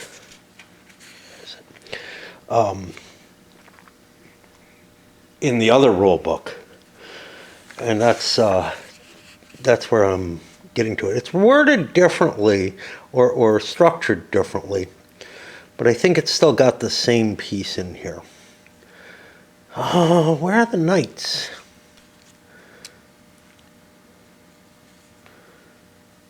Okay, the other one is better formed, and it enabled me to see the problem. Fuck.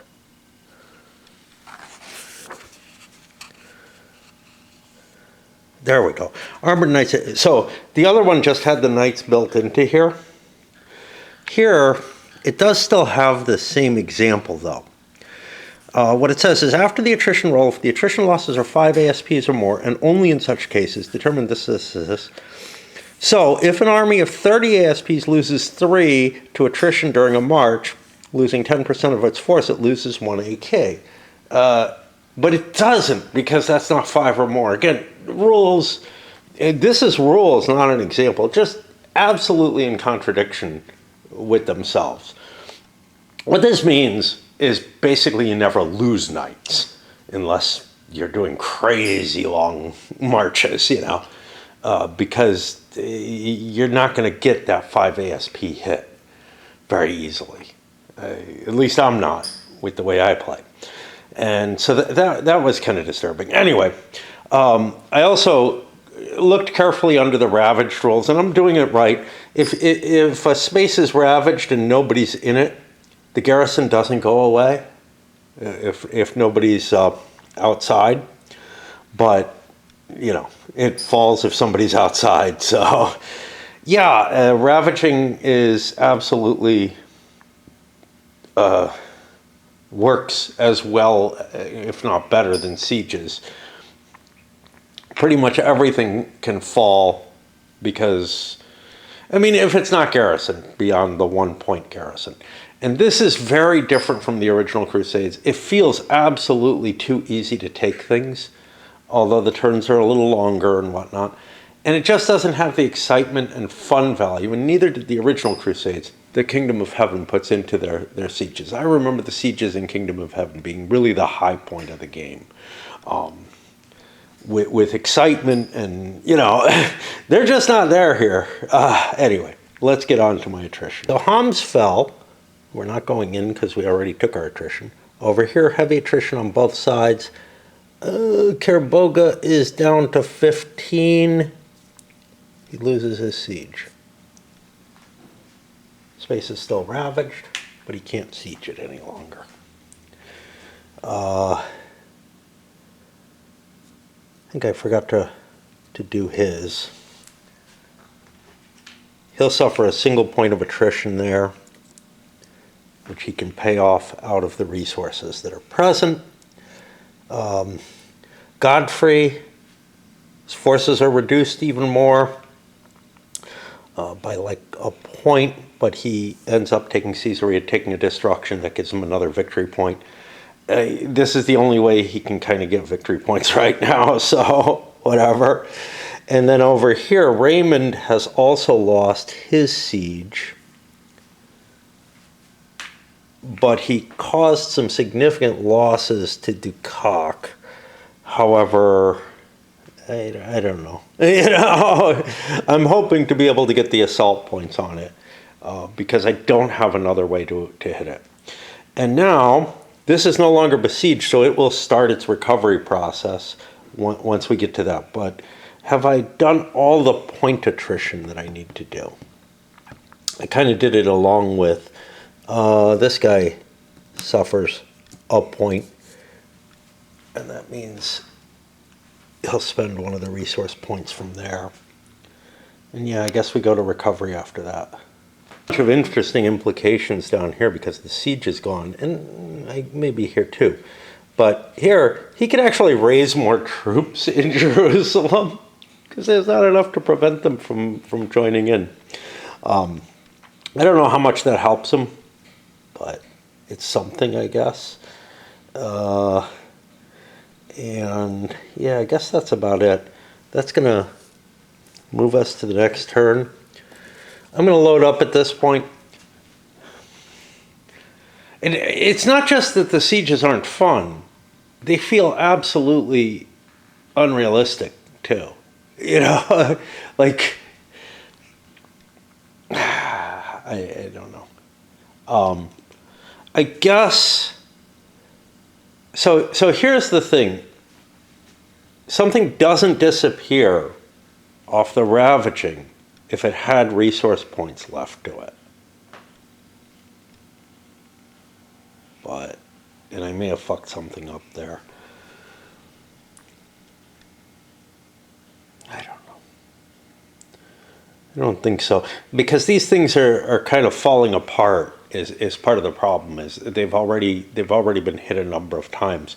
So siege actually gives you a chance to do enough damage, a likelihood to do enough damage, that you end up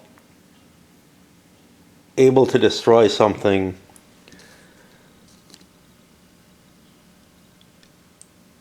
I don't know if I got this right. This should be at an SDR of 0. They would have saved their own person. I'm going to leave it as it is, because that is the one. No! You can't spend on ravaged. That's the whole deal. Yeah, you can't spend on ravaged. Yeah, you can spend to reduce siege attrition. You can't spend to reduce ravaging attrition. So yes, those things just fall just as easily as I've been playing. I just get myself confused because there's so many interlocking weirdnesses in this whole game that feel like they're just adding to the mental complexity of it all. Anyway, we're gonna call this video there so I can load it up, because I went so deep into the turn, last turn, doing every card for some reason. We only have, what, 3 more turns or something? So not much more in this. And then we get to one where it's a 2-player game. Still the same stupid siege rules, that just work worse than they did in the original Crusades and are way, way worse. Like, Kingdom of Heaven impressed me, having played the original Crusades and having played a number of games that handle siege. This is one of the worst representations of the siege warfare, which is an incredibly important aspect of this whole campaign, which is why Kingdom of Heaven goes so deep into it. This one goes just as deep, or maybe, I mean, it feels like it's going into a lot of detail on the sieges. I don't know. It's hard to tell. I can't really remember Kingdom of Heaven all that well, but this one goes as deep as the original did, but fucks it up much worse as far as I'm concerned. It's just sort of this mechanical process. You just move into the space, ravage it, and boom, you get it, if there's no garrison. And the idea that, like, a force being present makes it more resilient to starvation, like a large force of troops there makes it more resilient to starvation. You might last longer. I'm not opposed to that, but you should be losing more troops or something. There should be some cost to suffering a siege, and it's just not there. Anyhow, I am going. Actually, I don't even know. I think I can generate troops here, but I'm not absolutely certain, because I'm almost certain I can generate them in Jerusalem. I'm not sure I can generate them here, because there may be a line of communications has to be done to go back and rally troops between the overall commander and the sub-commander. But anyway, yeah, let's load this up, and the game just feels like such a failure, a step back from the original. And that the original was a pretty flawed game, especially the first Crusade. But here it feels like no attempt was made to actually make it better. It was made to, hey, let's do point to point, and let's do some other things and see how they work. And they kind of don't really work. Oops. Plus I have for this is that you don't have absolute control over all your units. Like, you don't know exactly how far everybody's moving. You can't control all that. You've got to rely on these chits and your leaders, how you dispose your troops. And you might not be able to go, and then also continuations and such on. So you can't guarantee how far you go. That's less deterministic. I think that's kind of good. And is there anything else? I feel like there was one other thing that I kind of liked about this. Having a hard time finding it though. Okay, like other than and it doesn't use movement plot, which I kind of don't mind as long as you're not plotting for a shit ton of units. The problem is that earlier version of the game, the movement plot had to be the Crusaders themselves could split up. If you play it directly by the rules, they could split up into, 1 unit per leader, and there were quite a few leaders per faction in that. Say at least 10 per faction. Probably more for the larger factions had more. And you could write orders for each one, and that was actually to your advantage. And they would actually, if they got blocked in movement somewhere, they would all get kind of blocked in the same place. So you could kind of move without attrition with the rules as written. Now I made a modifier to that to make it a little bit better, where you need to split your forces up and everything, that forces going over the same paths essentially affected each other's attrition. But without that modification, the Crusaders basically don't suffer attrition, and they can coordinate completely, which just did not work at all. Like, it gave you ridiculous amounts of control with the Crusader forces. I really like this mechanism better for the movement and whatnot. But it also doesn't, the earlier game gave you kind of that pulsed movement type feel, which I feel is absolutely appropriate. Anyway,